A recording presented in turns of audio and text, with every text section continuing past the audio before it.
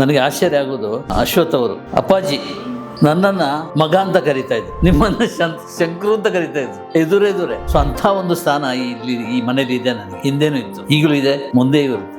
So ಈ ಬಗ್ಗೆ ನೀವೇನು ಹೇಳ್ತೀರಾ? ನಿಮ್ಮ ಹೃದಯದಲ್ಲೇ ನಮಗೆ ಸ್ಥಾನ ಕೊಟ್ಟಾಗ ನಾವು ಮತ್ತೆ ಬರುವಂತದ್ದೇನಿದೆ, ನನ್ನ ತಂದೆ ಹೃದಯದಲ್ಲೇ ನೀವು ಮುಖ್ಯವಾದ ಸ್ಥಾನ ಪಡೆದಾಗ ಕೇಳ್ಕೊಳ್ಳೋದೇನಿದೆ? ನೀವು ಎಲ್ಲಿ ಹುಟ್ಟಿದ್ರು, ಎಲ್ಲಿ ಬೆಳೆದ್ರು, ಎಲ್ಲಿ ಓದಿದ್ರು, ಆದ್ರೆ ಕೊನೆಯಲ್ಲಿ ನನ್ನ ತಂದೆಗೆ ಮಗನ ಸ್ಥಾನದಲ್ಲಿ ಉಳಿದ್ರಿ. ಹಾಗಾಗಿ ಅವರು ನಿಮ್ಮನ್ನ ಮಗ ಅಂತ ಕರಿತಿದ್ರು, ನನ್ನ ಹೆಸರಿಡದೆ ರವಿ ಅಂತ ಕರಿತಿದ್ರು. ನೀವೆಲ್ಲ ಶಂಕರ ಅಂತ ಅನ್ಕೊಂಡಿದ್ದೀರಾ, ಅಲ್ಲೇನು ವ್ಯತ್ಯಾಸ ಆಗಿಲ್ಲ. ಮಕ್ಕಳಿಲ್ಲದೆ ನಾವು ನಿನ್ನ ಮಗ ಅಂತ ತಿಳ್ಕೊಂಡಿದೀವಿ ಕಣೋ. ಈ ವಿಶ್ವಾಸ ವಾಂಚಲ್ಯ ನಿನಗಿಲ್ವೇನೋ? ಅವರಿಬ್ಬರು ಇಲ್ಲದಿರುವ ಜೀವನ ಹೇಗಿದೆ? ತಂದೆ ತಾಯಿ ಕಣ್ಣು ಕಾಣೋ ದೇವರುಗಳು, ಅವರು ದೂರವಾಗಿ ಮಕ್ಕಳು ಕುರುಡು. ಇದು ನಮ್ಮ ಆರ್ ಎನ್ ಜಯಗೋಪಾಲ್ ಅವರು ಅದ್ಭುತವಾದ ಸಾಲು ಬರ್ತಿದ್ದಾರೆ.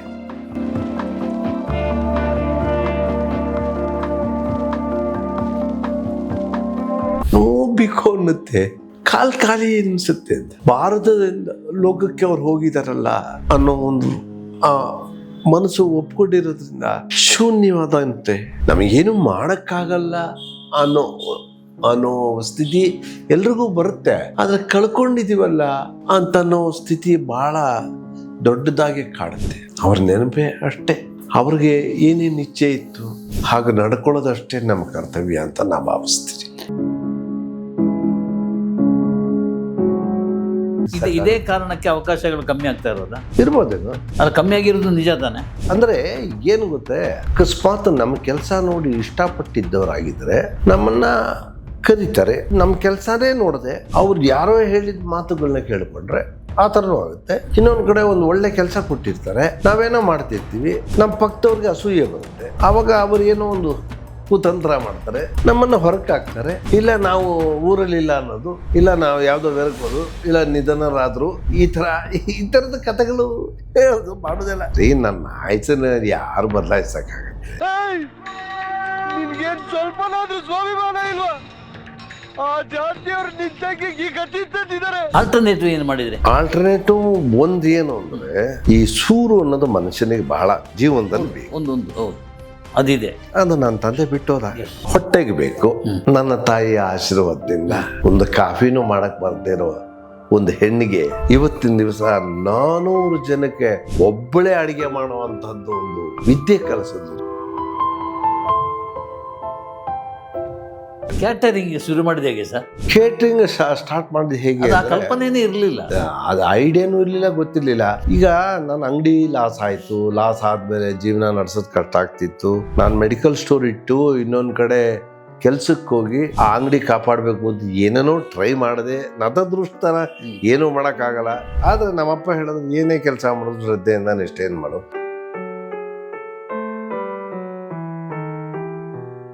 ಕೇಟ್ರಿಂಗ್ಗೆ ಆ ಆರ್ಡ್ರ್ ತಗೊಳ್ಳೋದು, ಯಾರ ಬೇಕಾದ್ರೆ. ಫಸ್ಟ್ ಇವಳು ಆ್ಯಕ್ಚುಲ್ ಆಗಿ ಈ ಚಟ್ನಿ ಪುಡಿ, ಇದು ಮೆಣಸಿನ ಪುಡಿ ಇದನ್ನೆಲ್ಲ ಮಾಡ್ತಿದ್ದು. ಮಾರ್ಸ್ ಅಂತ ಹೆಸರಿಟ್ಟಿದ್ದು. ಓಕೆ, ಮೈಸೂರು ಅಶ್ವಥ್ ರವಿಶಂಕರ್ ಅಂತ. ಅದು ಆ್ಯಕ್ಚುಲಿ ಮೈಸೂರ್ ಇದೆಲ್ಲ ಏನೋ ಒಂದು ತಾತ್ ಬಂದು ಅದನ್ನ ಇಟ್ಟು ಅವೆಲ್ಲ ಹಂತವಾಗಿ ಆಯ್ತು. ಕೊನೆಗೂ ಇವಳು ಅಡಿಗೆ ಎಲ್ಲ ಸಪ್ಲೈ ಮಾಡೋಕ್ಕೆ ನಾವೇ ತಗೊಂಡೋಗಿ ಕೊಡ್ತಿದ್ದು, ಮಾಡ್ತಿದ್ದೆಲ್ಲ. ಸ್ಕೂಟ್ರಲ್ಲಿ ತಗೊಂಡೋಗಿ ಕೊಡೋದು, ಅವಳೇ ಅಡಿಗೆ ಮಾಡೋದು, ಅವಳೇ ಕ್ಯಾರಿಯರ್ ತಗೊಂಡೋಗಿ ಕೊಡೋದು ಆಗ್ತಿತ್ತು.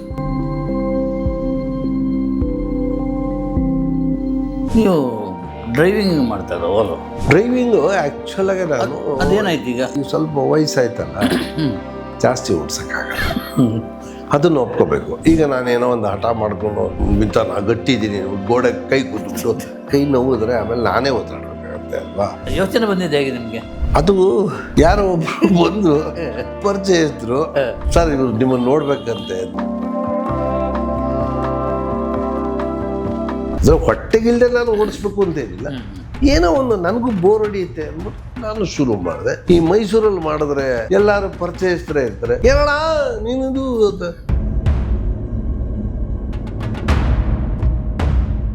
ಬಿಗ್ ಬಾಸ್ಗೆ ಹೋದೆ. ಬಿಗ್ ಬಾಸ್ಗೆ ಹೋದ ತಕ್ಷಣ ಓ ಅಂತ ಆ ಥರ ಶುರು ಆಯಿತು. ನನಗೆ ನಿಜ ಹೇಳಬೇಕು ಅಂದರೆ ಏನು ಮಾಡಬೇಕು ಅಂತ ಗೊತ್ತಿಲ್ಲ. ಬಿಗ್ ಬಾಸ್ ಬಗ್ಗೆ ನನಗೇನು ಅಂಥದ್ದು ಗೊತ್ತೇ ಇರಲಿಲ್ಲ. ಆರ್ಸೆ ಅದು ಕಿತ್ತಾಡೋದನ್ನ ಯಾಕೆ ನೋಡ್ತೆ ಅಂತ ನನ್ನ ಹೆಂಡತಿಗೆ ಬೈತಿದ್ದೆ. ಅಲ್ಲಿಗೆ ಹೋದ್ಮೇಲೆ ಅಲ್ಲಿ ಯಾರೋ ಒಬ್ರು ಪುಣ್ಯಾತ್ಮರು ನನಗೆ ಗೊತ್ತಿಲ್ಲ ಸರ್ ಈ ಬಿಗ್ ಬಾಸ್ ಬಗ್ಗೆ ಎಲ್ಲ ಏನೋ ಕಿತ್ತಾಡ್ತು ಅಂದೆ. ಏನಿಲ್ಲ ಸರ್, ಸಿಂಪಲ್ ನೀವು ಈಗ ಹೇಗಿದ್ದೀರೋ ಆಗ ಇದ್ಬಿಡಿ ಇದು.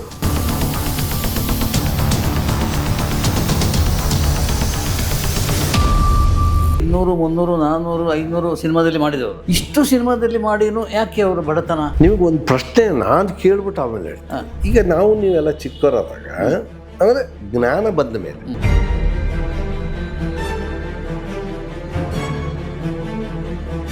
ಸ್ವಾತಂತ್ರ್ಯ ಎಲ್ಲಿ ಹೋಯ್ತು? ಇದು ಆದಾಗ ಏನಾಗುತ್ತೆ ನನಗೆ, ನೈಸರ್ಗಿಕವಾಗಿ ನೀವು ಈ ಸಮಾಜದಲ್ಲಿ ನಿಮ್ಮನ್ನು ದೂರ ಮಾಡ್ಕೊತೀರ. ನಿಮ್ಮನ್ನು ದೂರ ಮಾಡ್ಕೊಂಡಾಗ ನಿಮಗೂ ಎಲ್ಲ ಫುಟ್ಪಾತ್ ಏನೋ ತಿನ್ನಬೇಕು ಅಂತ ಆಸೆ ಇರುತ್ತೆ, ಎಲ್ಲೋ ಹೋಗ್ಬೇಕು ಆಗಲ್ಲ, ಮನಸ್ಸಿಗೆ ವೇದನೆ ಶುರು ಆಗುತ್ತೆ. ಎಲ್ಲರಂತೆ ನೀವು ಇರೋಕ್ಕಾಗಲ್ಲ.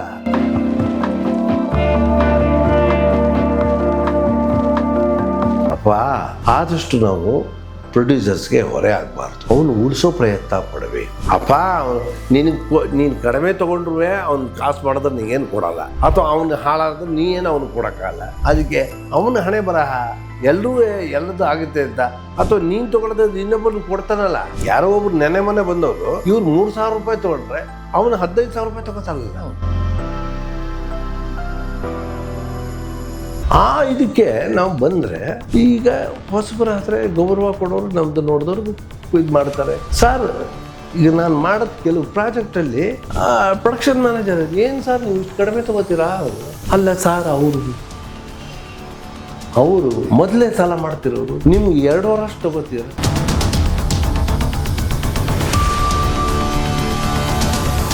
ಈ ಸೀರೆ ನಮ್ ಸೊಸೆ ಉಟ್ಕೊಂಡ್ರೆ ಚೆನ್ನಾಗಿರುತ್ತಲ್ವಾ? ನಮ್ ಸೊಸೆ ಒಳ್ಳೆ ಬಣ್ಣ ಇದ್ದಾಳೆ, ಅವಳಿಗೆಂತ ಸೀರೆ ಇರ್ಬೇಕು ಅಂತಂದ್ರೆ ಅತ್ತೆಗೆಪ್ಪ. ಅದು ಈ ಮೌನ ಶಿಕ್ಷೆ ಅಂದ್ರೆ ಸರ್ 3 ದಿವಸ ಸತ್ತೋಗಿದ್ದೆ ಸರ್ ನಾನು. ಯಾರು ಮಾತಾಡ್ಸೋದು ಮಾತಾಡೋಕ್ಕಾಗ್ತಿರ್ಲಿಲ್ಲ. ನೀವು ನಂಬಲ್ಲ,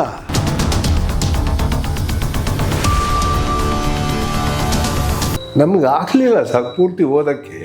ಸಾಯಿಸ್ಬಿಟ್ರಿ ನೀವು ನಮ್ಮನ್ನು, ಆಮೇಲೆ ಬದುಕಿಸ್ಬಿಟ್ರಿ.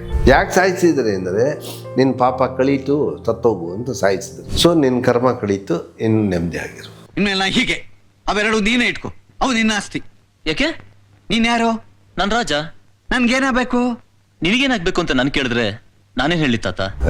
ಎದುರುಗಡೆ ತಲೆ ಸುತ್ತು ಬಂದು ಈ ರೂಮಲ್ಲಿ ವರಾಂಡದಲ್ಲಿ ನಾನು ಕೂತಿದ್ದೀನಿ, ಬಿದ್ರು ಅಯ್ಯೋ ಅಂತ ಓಡೋದ್ರೆ ಯಾಕಪ್ಪ ತಲೆ ಸುತ್ತು ಬಂದ್ಬಿಡ್ತು ಕಣ, ತಲೆ ಸುತ್ತು ಬಂದ. ಹೇಳಬಾರ್ದಾಗಿತ್ತೇನಪ್ಪ, ಹೇಳಿದ್ರೆ ಏನ್ ಮಾಡ್ತಿದ್ದೆ, ಬೀಳಕ್ ಮುಂಚೆ ಹಿಡ್ಕೋತಿದ್ಲಲ್ಲಪ್ಪ. ಥ್ಯಾಂಕ್ಸ್ ಅಂದ್ರೆ ಪುನಿಗೆ ನಾನು ಹೆಲ್ಪ್ ಮಾಡಬೇಕು ಅನ್ನೋದು ನಿನ್ನಲ್ಲೇ ಬಂತಲ್ಲ. ನಾರಾಯಣ ತಮಾಷೆ ಮಾಡ್ತಿದ್ದೇನೋ? ಇಲ್ಲಿ ಬ್ರಹ್ಮೇಂದ್ರ ರೇಖಾ ಇಬ್ರು ಕಾಯ್ತಾ ಇದ್ದಾರೆ, ಮುಹೂರ್ತ ಮೀರ್ತಾ ಇದೆ, ನೀ ಇಲ್ಲೇ ಮದುವೆ ಹೇಗೋ ಆಗುತ್ತೆ, ಬೇಗ ಬಾ, ಇಲ್ಲವರ ಕಾಲ್ ಮುರಿದು ಬಿಡ್ತೀನಿ. ಸೊ ಹಾಗಾಗಿ ಈ ಬಣ್ಣದ ಲೋಕದ ಜೀವನನೇ ಅಷ್ಟೇ ಸರ್. ನೀವು 200-300 ಚಿತ್ರ ಮಾಡಿರಿ, ನಿಮ್ಮ ಒಂದು ಮನಸ್ಸಿನ ಒಂದು ಹಿಡಿತ ನಿಮ್ಮಲ್ಲಿ ಇರಬೇಕು, ನಿಮ್ಮ ಆಲೋಚನೆ ಲೆಕ್ಕಾಚಾರ ಇರಬೇಕು, ನೀವು ಫ್ಯೂಚರ್ ಭವಿಷ್ಯದ ಬಗ್ಗೆ ಯೋಚನೆ ಮಾಡಬೇಕು. ಒಂದು ಸ್ವಲ್ಪ ಬುದ್ಧಿವಂತಿಕೆಯಿಂದ ಇಷ್ಟೆಲ್ಲನೂ ನಾವು ಹೇಳ್ತೀವಿ ಸರ್.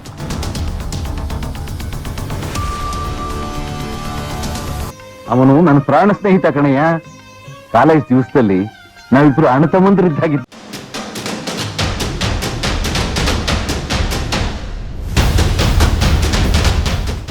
ನಮಸ್ಕಾರ. Ganesh Kasaragod, beyond limits. ನೋಡಿ, ನಾವು ಎಲ್ಲೆಲ್ಲಿ ಬಿಯಾಂಡ್ ಲಿಮಿಟ್ಸ್ ಆಗಿರ್ತೀವಿ, ಎಲ್ಲೆಲ್ಲಿ ಹೋಗ್ತಾ ಇದ್ದೀವಿ, ಹೋದಲ್ಲೆಲ್ಲ ಆ ಮನೆ, ಆಫೀಸು ಯಾವುದೇ ಆಗಿದ್ದರೂ ಕೂಡ ಅದು ಬಿಯಾಂಡ್ ಲಿಮಿಟ್ಸೇ. ಆಕಾಶದ ಎತ್ತರ, ಸಾಗರದ ಆಳ, ಆ ಥರ ಇರುವಂಥ ಒಂದು ಜಾಗಕ್ಕೆಲ್ಲ ನಾವು ಹೋಗ್ತಾ ಇದ್ದೀವಿ. ಅಂಥ ಒಂದು ಅದ್ಭುತವಾದ ಕಲಾಮಂದಿರ, ಅದ್ಭುತವಾದ ಕಲಾ ದೇಗುಲ ಮೈಸೂರಿನಲ್ಲಿ ನಾವು ಇಲ್ಲಿ ಕೂತ್ಕೊಂಡಿದ್ದೀವಿ. ಗೊತ್ತಾಗಿರ್ತದೆ ನಿಮಗೆ ನಾನು ಎಲ್ಲಿಗೆ ಬಂದಿದ್ದೀನಿ ಅಂತ. The great legend KS Ashwath ಅವರ ಮನೆ, ಕಲಾಶ್ರೀ ಮನೆ, ಅಶ್ವಥ್ ಮನೆ. ಆ ಮನೆಯಲ್ಲಿ 2 ಜೀವ ಹೀಗಿಲ್ಲ. ಅಶ್ವಥ್ ಅವರು ಮತ್ತು ಅವರ ಶ್ರೀಮತಿಯವರು ಇತ್ತೀಚೆಗೆ ತಾನೇ ನಮ್ಮನ್ನು ಅಗಲಿದ್ದಾರೆ. ಇಂಥ ಒಂದು ಸಂದರ್ಭದಲ್ಲಿ ಮಾತಾಡಿಸ್ಬೇಕು, ಒಂದೆರಡು ಸಾಂತ್ವನದ ಮಾತನ್ನು ಹೇಳಬೇಕು ಅಂಥೇಳಿ ನಾವು ಶಂಕರ್ ಅಶ್ವಥ್ ಅವರನ್ನು ಕೇಳ್ಕೊಂಡ್ವಿ. ಅವರು ನಮ್ಮ ಜೊತೆ ಇದ್ದಾರೆ ಈಗ. ಸರ್ ನಮಸ್ಕಾರ, ವೆಲ್ಕಮ್ ನಮ್ಮ ಕಾರ್ಯಕ್ರಮಕ್ಕೆ. ನಿಮ್ಮ ಹೃದಯದಲ್ಲೇ ನಮಗೆ ಸ್ಥಾನ ಕೊಟ್ಟಾಗ ನಾವು ಮತ್ತೆ ಬರುವಂಥದ್ದೇನಿದೆ, ನನ್ನ ತಂದೆ ಹೃದಯದಲ್ಲೇ ನೀವು ಮುಖ್ಯವಾದ ಸ್ಥಾನ ಪಡೆದಾಗ ಕೇಳ್ಕೊಳ್ಳೋದೇನಿದೆ ಹೇಳಿ. ಶಂಕರ್ಜಿ, ನನಗೆ ಆಶ್ಚರ್ಯ ಆಗೋದು, ಅಶ್ವಥ್ ಅವರು ಅಪ್ಪಾಜಿ ನನ್ನನ್ನು ಮಗ ಅಂತ ಕರೀತಾಯಿದ್ರು, ನಿಮ್ಮನ್ನು ಶಂಕರು ಅಂತ ಕರೀತಾಯಿದ್ರು, ಎದುರೆದುರೆ.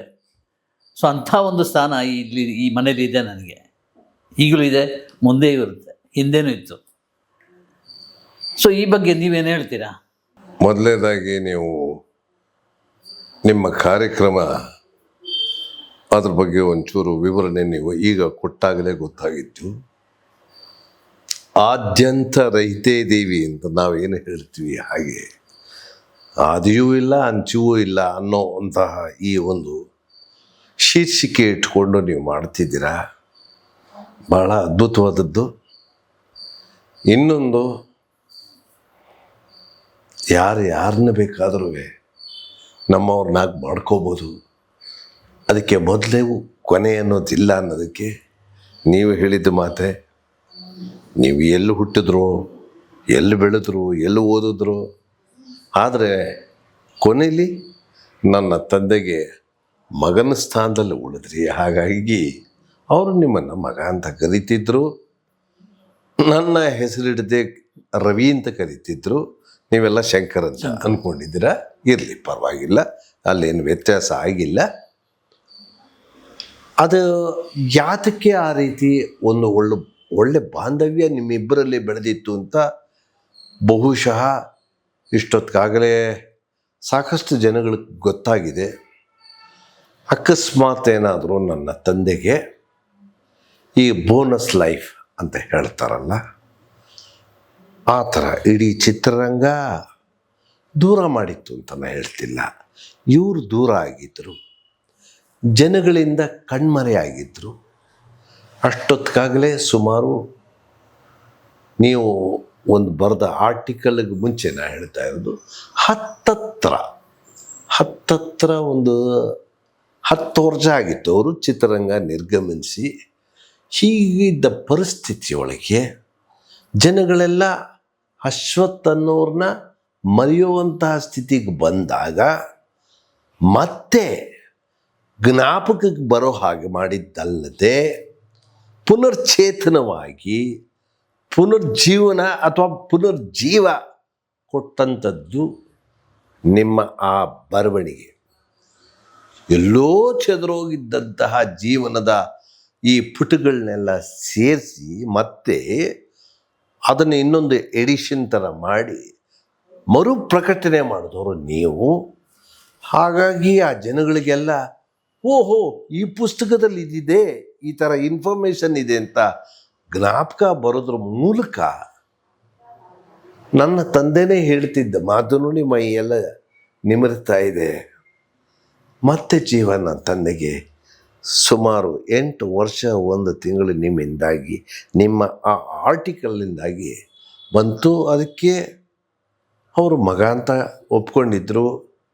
ಅದ್ರ ಜೊತೆಗೆ ನಿಮಗೂ ಗೊತ್ತಿದೆ, ನಾನು ನಿಮ್ಮನ್ನು ಯಾವ ಸ್ಥಾನದಲ್ಲಿ, ವಯಸ್ಸಲ್ಲಿ ನೀವು ನನಗಿಂತ ಗಿರಿನಾಗಿದ್ದರು, ಅಣ್ಣ ಅನ್ನೋ ಒಂದು ಸದ್ಭಾವನೆ ನಾನು ಬೆಳೆಸ್ಕೊಂಡಿದ್ದೀನಿ. ಹಾಗಾಗಿ ನನ್ನ ತಂದೆ ಜನ್ಮ ಶತಾಬ್ದಿ ಕಾರ್ಯಕ್ರಮದಲ್ಲೂ ತಮ್ಮೊಬ್ಬರನ್ನೇ ನಾವು ನೆನೆಸ್ಕೊಂಡು ಗೌರವಿಸಿದ್ದೀವಿ. ಇದು ನಿಮ್ಮ ಸಂಬಂಧ, ಅಷ್ಟು ಹೇಳಬಲ್ಲೆ. ಎಸ್, ಈಗ ತಂದೆ ತಾಯಿ ಈ ಮನೆಯಲ್ಲಿಲ್ಲ, ಅವರಿಬ್ಬರು ಇಲ್ಲದಿರುವ ಜೀವನ ಹೇಗಿದೆ? ತಂದೆ ತಾಯಿ ಕಣ್ಣು ಕಾಣೋ ದೇವರುಗಳು, ಅವರು ದೂರವಾಗಿ ಮಕ್ಕಳು ಕುರುಡು. ಇದು ನಮ್ಮ ಆರ್ ಎನ್ ಜಯಗೋಪಾಲ್ ಅವರು ಅದ್ಭುತವಾದ ಸಾಲು ಬರೆದಿದ್ದಾರೆ. ಹಾಗೆ ಇನ್ನು 4 ದಿವಸ ಆಗಿರೋದು. ಕಳೆದು ಒಂದು 3-4 ತಿಂಗಳಿಂದ ನನ್ನ ತಾಯಿಯೇನು ಓಡಾಡ್ತಿರ್ಲಿಲ್ಲ. ಆದ್ರೆ ಮನಸ್ಸಿಗೆ ನೋವು ಅನ್ನುತ್ತೆ, ಖಾಲಿ ಅನಿಸುತ್ತೆ ಅಂತ. ಅವರೇನು ಮಾತಾಡ್ತಿರ್ಲಿಲ್ಲ, ಆದರೂ ಭಾರತದಿಂದ ಲೋಕಕ್ಕೆ ಅವ್ರು ಹೋಗಿದಾರಲ್ಲ ಅನ್ನೋ ಒಂದು ಆ ಮನಸ್ಸು ಒಪ್ಕೊಂಡಿರೋದ್ರಿಂದ ಶೂನ್ಯವಾದಂತೆ, ನಮಗೇನು ಮಾಡೋಕ್ಕಾಗಲ್ಲ ಅನ್ನೋ ಸ್ಥಿತಿ ಎಲ್ರಿಗೂ ಬರುತ್ತೆ. ಆದರೆ ಕಳ್ಕೊಂಡಿದ್ದೀವಲ್ಲ ಅಂತನ್ನೋ ಸ್ಥಿತಿ ಭಾಳ ದೊಡ್ಡದಾಗಿ ಕಾಡುತ್ತೆ. ಅವ್ರ ನೆನಪೇ ಅಷ್ಟೇ. ಅವ್ರಿಗೆ ಏನೇನು ಇಚ್ಛೆ ಇತ್ತು ಹಾಗೆ ನಡ್ಕೊಳ್ಳೋದಷ್ಟೇ ನಮ್ಮ ಕರ್ತವ್ಯ ಅಂತ ನಾ ಭಾವಿಸ್ತೀನಿ. ಆಗ ಬಂದಾಗ ನಾನು ಫಾದರ್ ಹತ್ರ ಕೇಳಿದ ಮುಖ್ಯವಾದ ಪ್ರಶ್ನೆ ಏನಂದರೆ, ಸರ್ ನೀವು ಜೀವನಕ್ಕೆ ಏನು ಮಾಡ್ಕೊಂಡಿದ್ದೀರಿ ಅಂತ ಕೇಳಿದರು. ಅರ್ಥ ಆಗಿಲ್ಲ ಅವರಿಗೆ. ಸ್ಪಷ್ಟವಾಗಿ ಹೇಳಲೇಬೇಕಾಗಿತ್ತು, ಊಟಕ್ಕೆ ಏನು ಮಾಡ್ಕೊಂಡಿದ್ದೀರಿ ಅಂತೆ. ಆಗ ಅವ್ರು ಹೇಳಿದ ಒಂದು ಮಾತಂದರೆ, ಸೊಸೆನು ಮಗಳ ಸಮಾನ ಆದ ಸೊಸೆ ಹತ್ರ ಕರೆದು ಹೇಳಿದೆ, ಈವರೆಗೆ 3 ಹೊತ್ತು ನಾವು ಊಟ ಮಾಡ್ತಾಯಿದ್ವಿ, 2 ಹೊತ್ತು ಮಾತ್ರ ಮುಂದೆ ಮಾಡು ಅಂತೇಳಿ ಹೇಳಿದ್ರು. ನನಗೆ ಅದು ಶಾಕ್ ಆಗಿದ್ದು. ಇದು ಅಶ್ವಥ್ ಅವರಲ್ಲಿ ಕೇಳಿದ ಪ್ರಶ್ನೆ. ಈಗ ನಿಮ್ಮ ಹತ್ರ ಕೇಳ್ತಾ ಇದ್ದ ಅದೇ ಪ್ರಶ್ನೆಯನ್ನು ಕೇಳ್ತಾ ಇಲ್ಲಿ ಕೂತ್ಕೊಂಡಿದ್ದೀನಿ, ಅದೇ ಜಾಗ, ಅದೇ ಮನೆ. ತಂದೆ ಬಿಟ್ಟು ಹೋದದ್ದು ಅಕಸ್ಮಾತ್ ಅನ್ಕೊಳ್ಳಿ. ಈಗ ಅವರು ಒಂದು ಕರ್ತವ್ಯ ಪಾಲನೆ, ನಿಷ್ಠೆ, ಧರ್ಮ, ನ್ಯಾಯ, ಒಬ್ಬರಿಗೆ ಅನ್ಯಾಯ ಮಾಡಬಾರ್ದು, ವಂಚನೆ ಮಾಡಬಾರ್ದು, ಸ್ವಾಭಿಮಾನ, ಮುಖ್ಯವಾಗಿ ಸ್ವಾಭಿಮಾನ, ಇವೆಲ್ಲವೂ ಸೇರಿಸ್ಕೊಂಡೆ ನೀವು ಇಟ್ಕೊಳ್ಳಿ. ಆ ರೀತಿ ನಾವು ಭಾಳ ತಪ್ಪು ಅಂತ ನನಗೆ ಅನಿಸಿದೆ. ಗೊತ್ತು, ಆ ಥರ ಬಾಳಿದ್ರೆ ಬದುಕೋದು ಕಷ್ಟ ಅನ್ನೋದು ಗೊತ್ತು. ಹೌದು, ಗೊತ್ತು.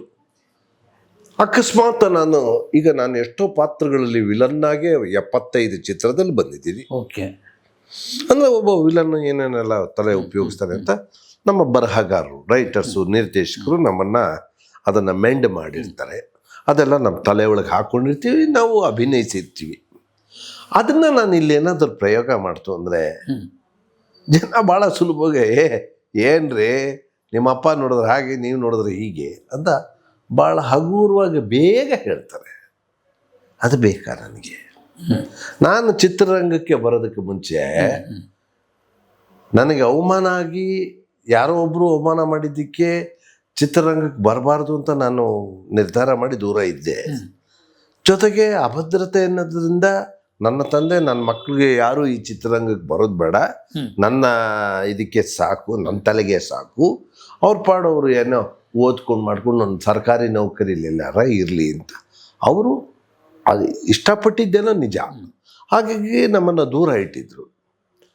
ಬಟ್ ನಾನು ಇಲ್ಲಿಗೆ ಬಂದ ಮೇಲೆ ನನ್ನ ತಂದೆಗೆ ಹೇಗಾಗ್ಬೋದು, ಏನಾಗ್ಬೋದು ಅನ್ನೋದನ್ನು ಯೋಚನೆ ಮಾಡಿ ನಾನು ಚಿತ್ರರಂಗಕ್ಕೆ ಪಾದಾರ್ಪಣೆ ಮಾಡ್ತಿದ್ದೀನಿ ವೃತ್ತಿಯಾಗಿ.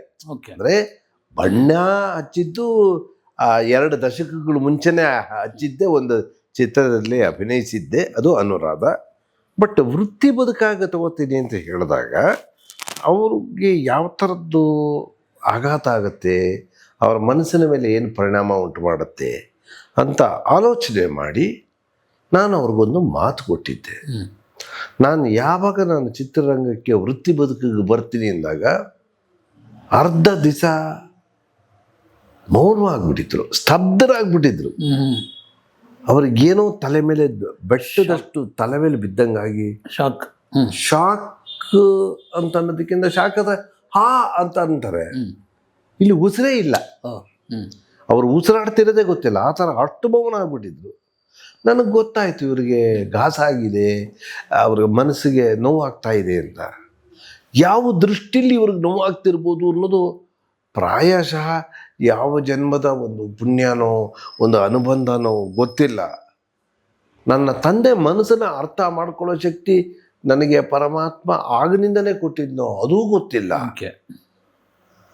ಹೀಗೆ ಮಂಕಾಗಿ ಕೂತಿದ್ದಾಗ ಆಮೇಲೆ ಹೇಳಿದೆ ಅವರಿಗೆ, ಅಪ್ಪ, ಯಾವುದೇ ಕಾರಣದಲ್ಲಿ ಯಾವುದೇ ಸಮಯದಲ್ಲಿ ನಿನ್ನ ಹೆಸರಿಗೆ ಚ್ಯುತಿ ತರದೇ ಇರೋ ಹಾಗೆ ನಾನು ನಡ್ಕೋತೀನಿ.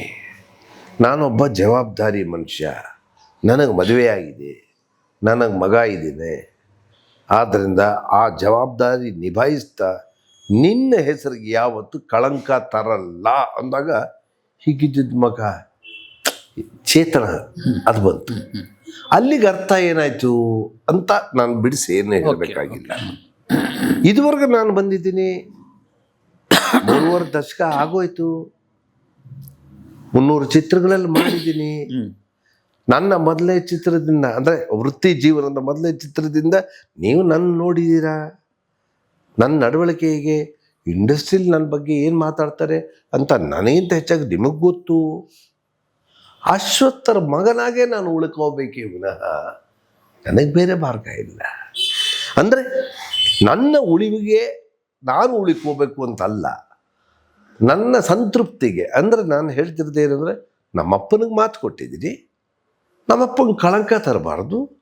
ಕೊನೆಗೆ ನನಗೂ ಇಷ್ಟ ಆಯಿತು, ನಮ್ಮಪ್ಪನ ಸಿದ್ಧಾಂತಗಳೇ ಸರಿ, ನಾನು ಹಾಗೇ ಪಾಲಿಸ್ಬೇಕು ಅಂತ. ಪ್ರಾಯಶಃ ಈಗ ನನ್ನ ಮಗಂಗೆ ಅದು ಒಪ್ಪಿಗೆ ಆಗದೆ ಇರ್ಬೋದು, ನನಗೆ ಅವತ್ತಾಗಿತ್ತಲ್ಲ ಹಾಗೆ, ಅದು ಸರಿನೇ, ಇಲ್ಲ ಅಂತ ಹೇಳಲ್ಲ. ಹಾಗಾಗಿ ಹೊಡೆದಾಡ್ಕೊಂಡೇ ಬರ್ತಾ ಇದ್ದೀನಿ.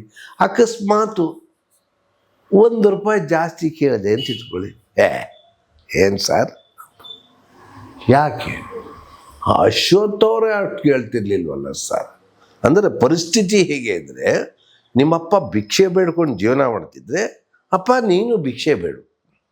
ಅವರು ನಡ್ಕೊಂಡು ಭಿಕ್ಷೆ ಬಿಡ್ತಿದ್ರೆ ಸ್ವಲ್ಪ ಡೆವಲಪ್ ಆಗಿದೆ, ನೀನು ಸೈಕಲ್ ಹೊಡ್ಕೊಂಡು ಬೇಕಾದ್ರೆ ಭಿಕ್ಷೆ ಬಿಡು, ನೀನು ಅದೇ ಥರ ಇರಬೇಕು ಅನ್ನೋದು ಒಂದು ಸಮಾಜದ ಒಂದು ದೃಷ್ಟಿ ಆದಂಗೆ ಆಗಿದೆ. ಇರಲಿ, ಪರವಾಗಿಲ್ಲ, ಎಲ್ಲರೂ ಆ ಥರ ಕಾಣಲ್ಲ.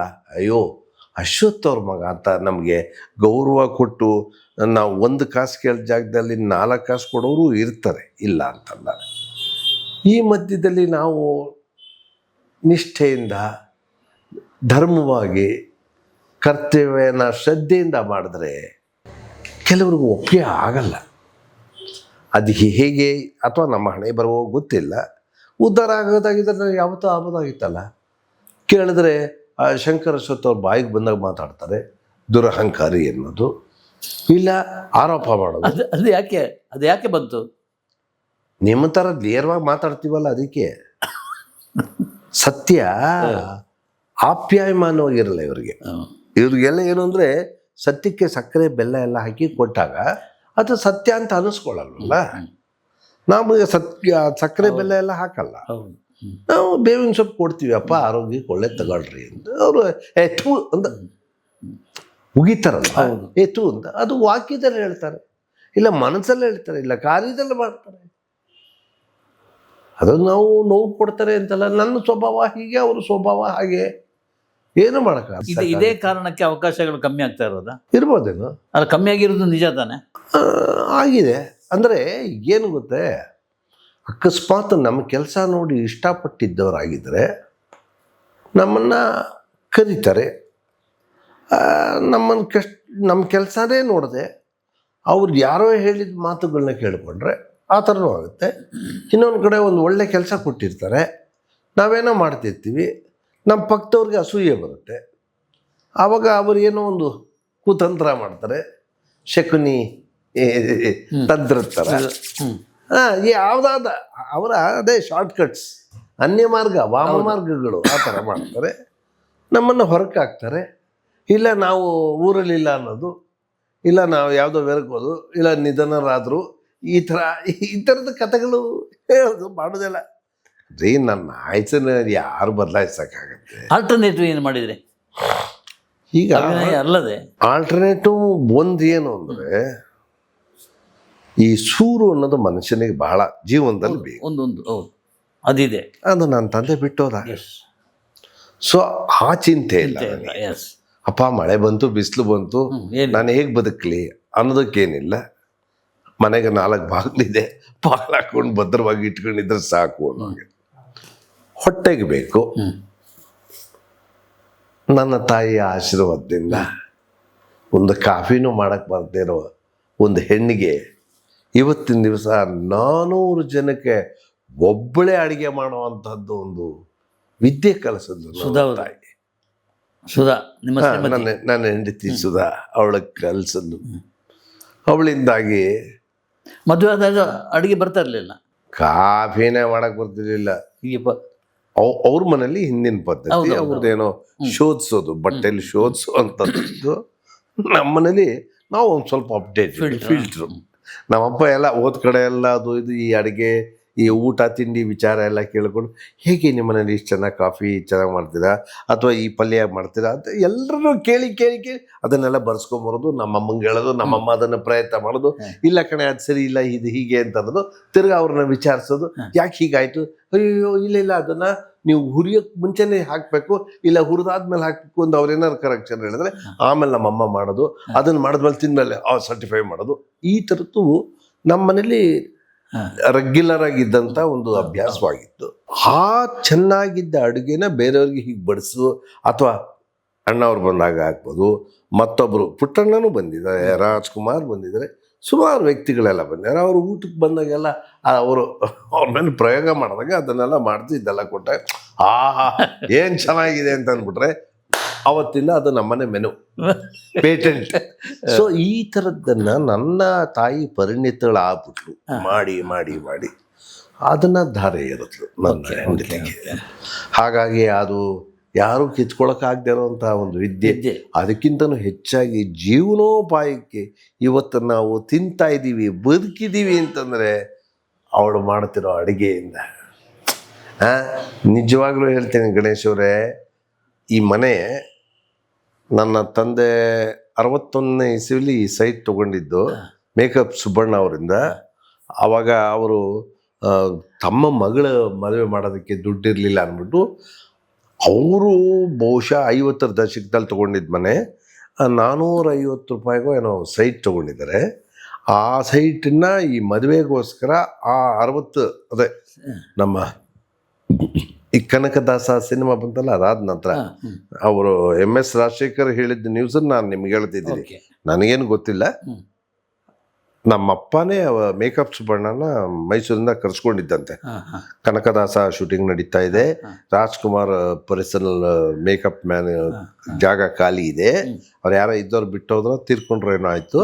ಹಾಗಾಗಿ ಅಕಸ್ಮಾತ್ ಏನಾದರೂ ನೀವು ಬಂದು ಟ್ರೈ ಮಾಡಿ ಆ ಜಾಗ ನೀವು ಇಡ್ಸಿದ್ರೆ ನಿಮ್ಮ ಜೀವನ ಸೆಟ್ಲ್ ಆಗುತ್ತೆ ಅಂತ.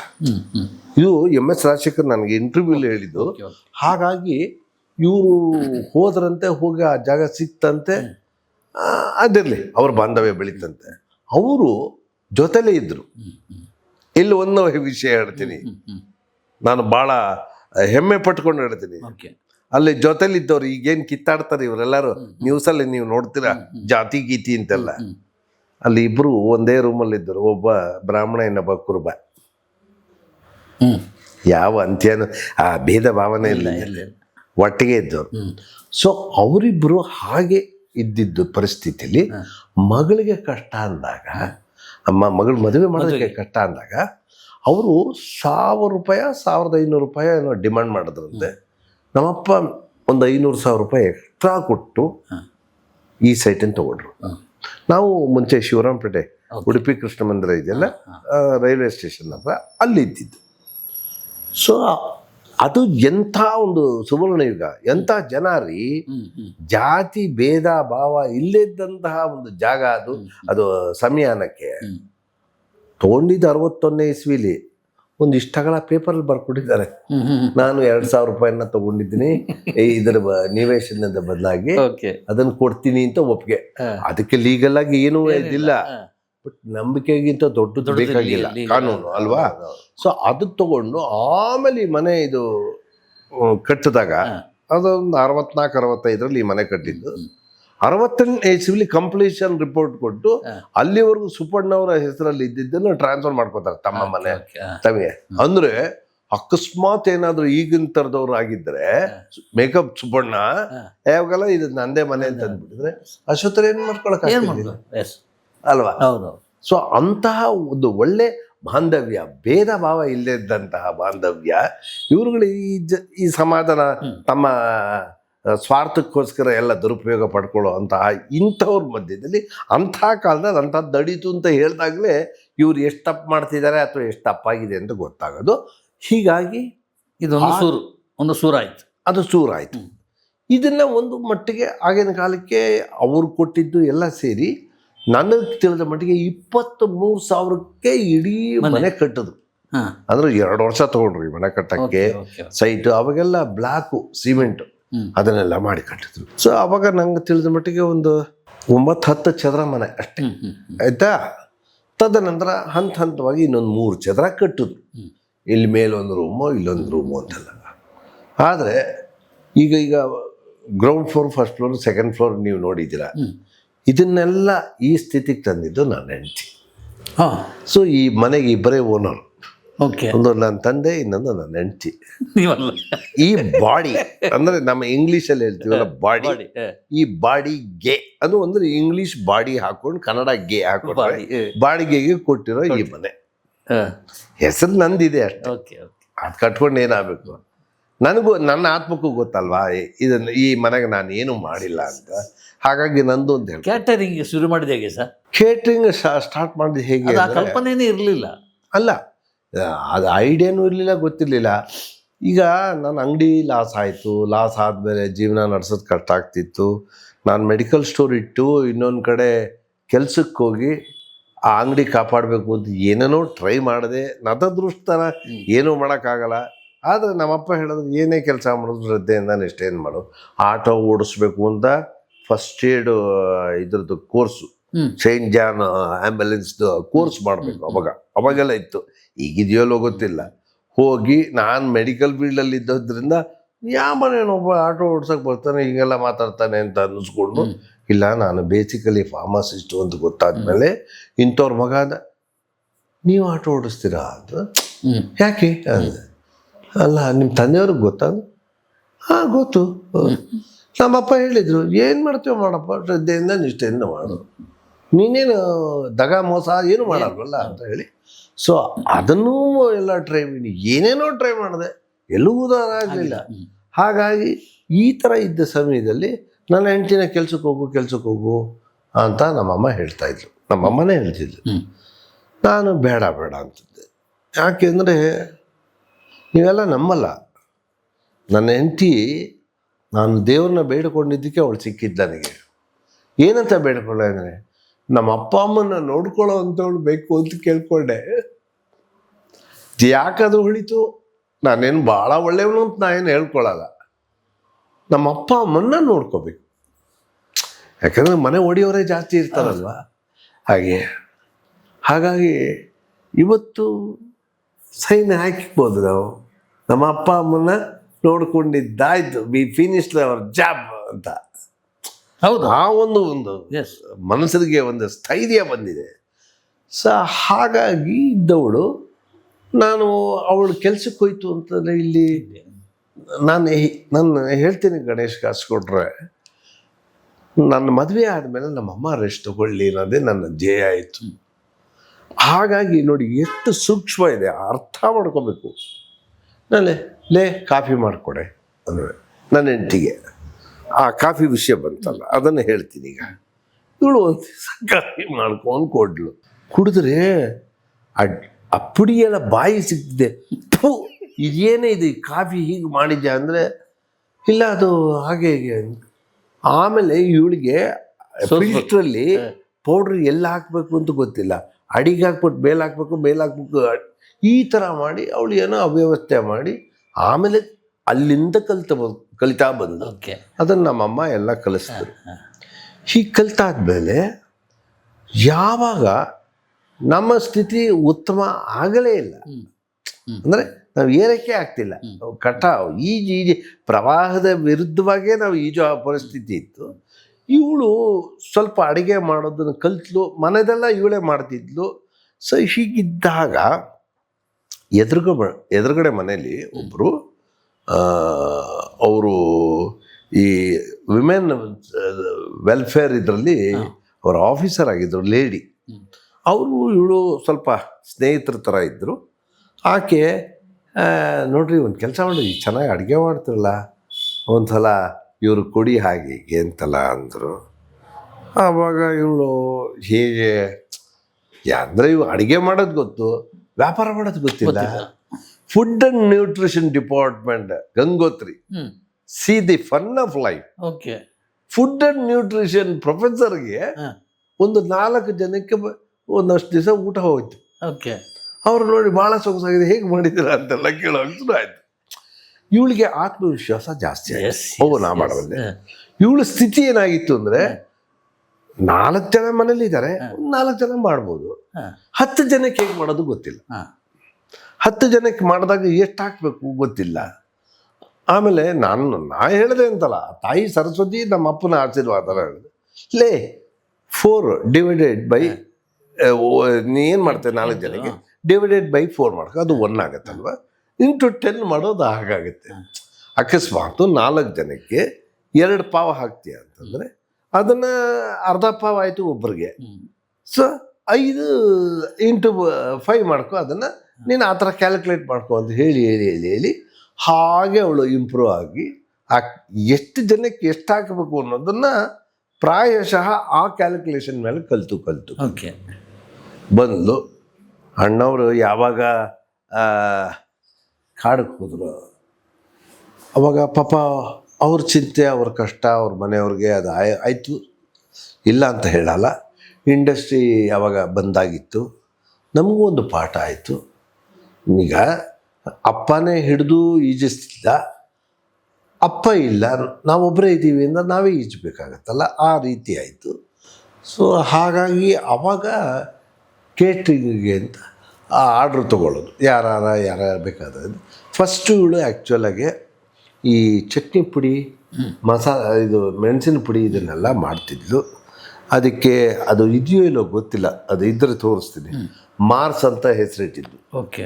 ಮೈಸೂರು ಅಶ್ವಥ್ ರವಿಶಂಕರ್ ಅಂತ ಅದು ಆ್ಯಕ್ಚುಲಿ ಮೈಸೂರು ಇದೆಲ್ಲ ಏನೋ ಒಂದು ತಾತ್ ಬಂತು, ಅದನ್ನಿಟ್ಟು ಅಲ್ಲೂ ಕೈ ಕಚ್ಚಿತು ನಮಗೆ. ನಾನೇ ಹೋಗಿ ಎಲ್ಲ ಅಂಗಡಿ ಕೊಡ್ತಿದ್ದೆ. ಕೆಲವರು ಅದನ್ನು ಉಪಯೋಗಿಸಿ ಮಾರ್ಕೊಂಡ್ಬಿಟ್ಟು ಅದೆಲ್ಲ ಬೂಸ್ಟ್ ಬಂದಿತ್ತು, ಚೆನ್ನಾಗಿಲ್ಲ, ತೊಗೊಳ್ಳಿಲ್ಲ ಅಂತ ಅನ್ನೋದು, ಏನೋ ಒಂಥರ ಮೋಸ ಮಾಡೋದು. ನಾನೇನು ದಡ್ಡ ಅಲ್ಲ, ಬಟ್ ನೀನು ಮಾಡಿದ ಕರ್ಮ ನೀನು ಅನುಭವಿಸ್ತೀಯ ಅಂತ ಅಂದ್ಕೊಂಡು ನನ್ನ ಸ್ನೇಹಿತರ ಅಂಗಡಿ ಇಲ್ಲಿ ಬೇಕ್ರಿ ಇತ್ತು, ಕೃಷ್ಣ ಬೇಕ್ರಿ ಅಂತ, ಅಲ್ಲೇ ಆ ಥರ ಎಲ್ಲ ಊಸ್ಕೊಂಡೆಲ್ಲ ಬಂದಿದ್ದು ಉಂಟು. ಅವೆಲ್ಲ ಹಂತವಾಗಾಯಿತು. ಕೊನೆಗೂ ಇವಳು ಅಡುಗೆ ಮಾಡಿ ಅಡುಗೆ ಎಲ್ಲ ಸಪ್ಲೈ ಮಾಡೋಕ್ಕೆ ನಾವೇ ತೊಗೊಂಡೋಗಿ ಕೊಡ್ತಿದ್ದು ಮಾಡ್ತಿದ್ದೆಲ್ಲ. ಫಸ್ಟು ಸ್ಕೂಟ್ರಲ್ಲಿ ತೊಗೊಂಡೋಗಿ ಕೊಡೋದು, ಇಲ್ಲ ಅವಳೇ ನಡ್ಕೊಂಡು ಅವಳೇ ಅಡುಗೆ ಮಾಡೋದು, ಅವಳೇ ಕ್ಯಾರಿಯರ್ ತೊಗೊಂಡೋಗಿ ಕೊಡೋದು ಆಗ್ತಿತ್ತು, ಇಲ್ಲ ನನ್ನ ಮಗ ಕೊಡೋದು, ಹೀಗೆಲ್ಲ ಆಗ್ತಿತ್ತು. ಕ್ರಮೇಣ ಯಾವಾಗ ನನ್ನ ತಂದೆ ತೀರ್ಕೊಂಡ ಆವಾಗ ಒಂದು ತಾಟ್ ಬಂತು. ಇದರಲ್ಲಿ ಮುಚ್ಚುಮರೆ ಏನಿಲ್ಲ, ನನ್ನ ತಂದೆ ಬಿಟ್ಟಂಥ ಒಂದು 4 ಕಾಸು ನಮಗೆ ಭದ್ರವಾಗಿತ್ತಲ್ವ ಸಪೋರ್ಟ್.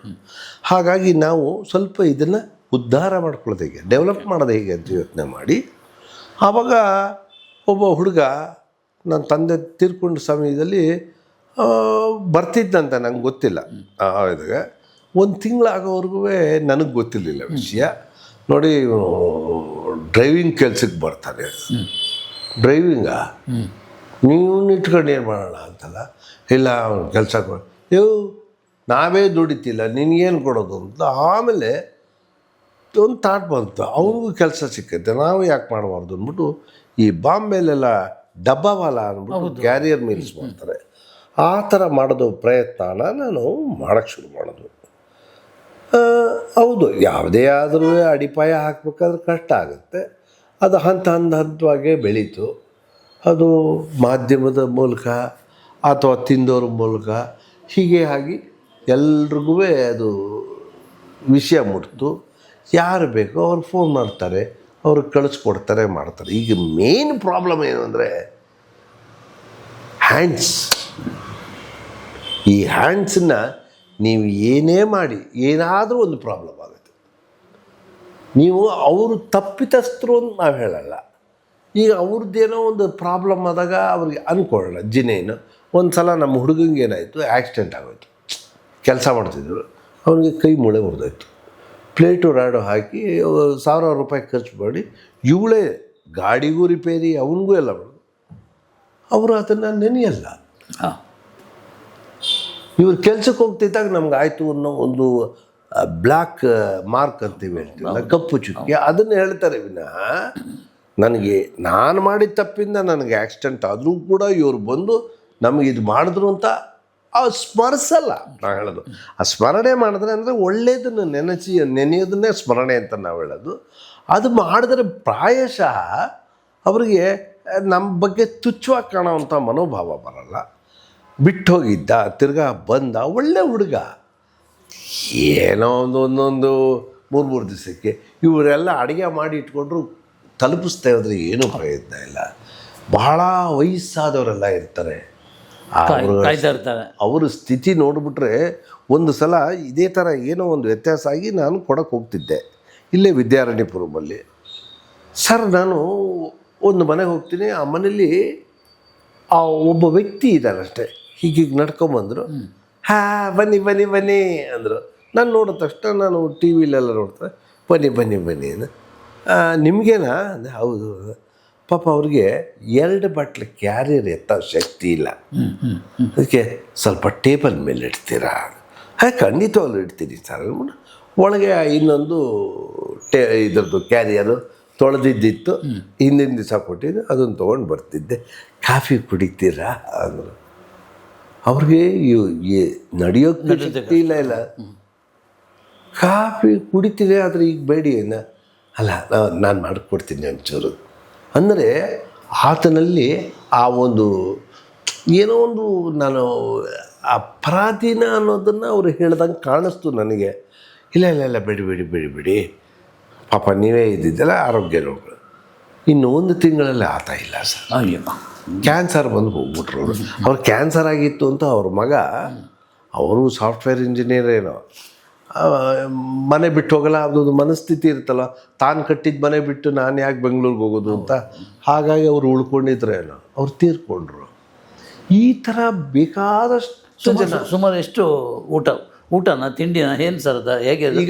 ಈಗ ತಿಂಡಿ ಬೆಳಗ್ಗೆ ತಿಂಡಿ ಈಗ ನಾವು ಮನೇಲಿ ಏನು ತಿಂತೀವಿ, ದೋಸೆ ಆಗ್ಬೋದು, ಇಡ್ಲಿ ಆಗ್ಬೋದು, ಅಥವಾ ಪೊಂಗಲ್ ಆಗ್ಬೋದು, ಅಥವಾ ಇದು ನಾವು ರೊಟ್ಟಿ ಮಾಡ್ಕೋತಾರಲ್ಲ ಅದಾಗ್ಬೋದು, ಪೂರಿ ಆಗ್ಬೋದು, ಉಪ್ಪಿಟ್ಟು ಆಗ್ಬೋದು, ಈ ಥರ ನಾವು ಮನೇಲಿ ಮಾಡೋವಂಥದ್ದು. ಈ ಹೋಟ್ಲಲ್ಲಿ ಸಿಗೋವಂಥದ್ದಲ್ಲ, ಮನೇಲಿ ಮಾಡೋವಂಥ ತಿಂಡಿ, ಅದನ್ನೇ ಸಪ್ಲೈ ಮಾಡೋದು.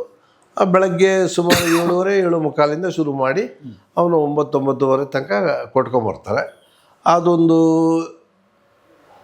ಮನೇಲಿ ಈಗ 16 ಜನ ಮಕ್ಕಳಿದ್ದಾರೆ. ಪಿ ಜಿಲೇ 16 ಮಕ್ಕಳಿದ್ದಾರೆ. ಅದು ಅಲ್ಲದೆ ನಾನು ಹೇಳ್ತಾ ಇರೋದು ಒಂದು 25-30 ಮನೆಗೆ ಊಟ ತಿಂಡಿ ಹೋಗ್ತಿತ್ತು, ಅದು ರೆಗ್ಯುಲರಾಗಿ. ಆಮೇಲೆ ಊಟ ಅದು ತಿಂಡಿ ಹೋಗ್ತಿತ್ತು, ಊಟ ಸ್ವಲ್ಪ ಜಾಸ್ತಿ ಹೋಗ್ತಿತ್ತು, ಒಂದು 35-40 ಊಟದ ತನಕ ಹೋಗ್ತಿತ್ತು. ಸೊ ಇದನ್ನೇ ಸುಮಾರು ಕಳೆದ ಒಂದು 15-16 ವರ್ಷದಿಂದ ಅಂದರೆ ಗ್ರ್ಯಾಜುವಲ್ ಆಗಿ ಇಂಪ್ರೂವ್ ಆಗಿರೋದು, ಏಕಾಏಕೇನು ಆಗಿರೋದಿಲ್ಲ. ಸೊ ಈಗ ಇಂಪ್ರೂವ್ ಆಗಿರೋದ್ರಿಂದಲೇ ಅವಳು ಏನೋ ಒಂದಷ್ಟು ಜೀವನ ನಡೆಸೋದಕ್ಕೆ ಸಹಾಯ ಆಗ್ತಿತ್ತು, ನಮ್ಮನ್ನು ಸಾಕಕ್ಕೆ ಅನುಕೂಲ ಆಗ್ತಿತ್ತು.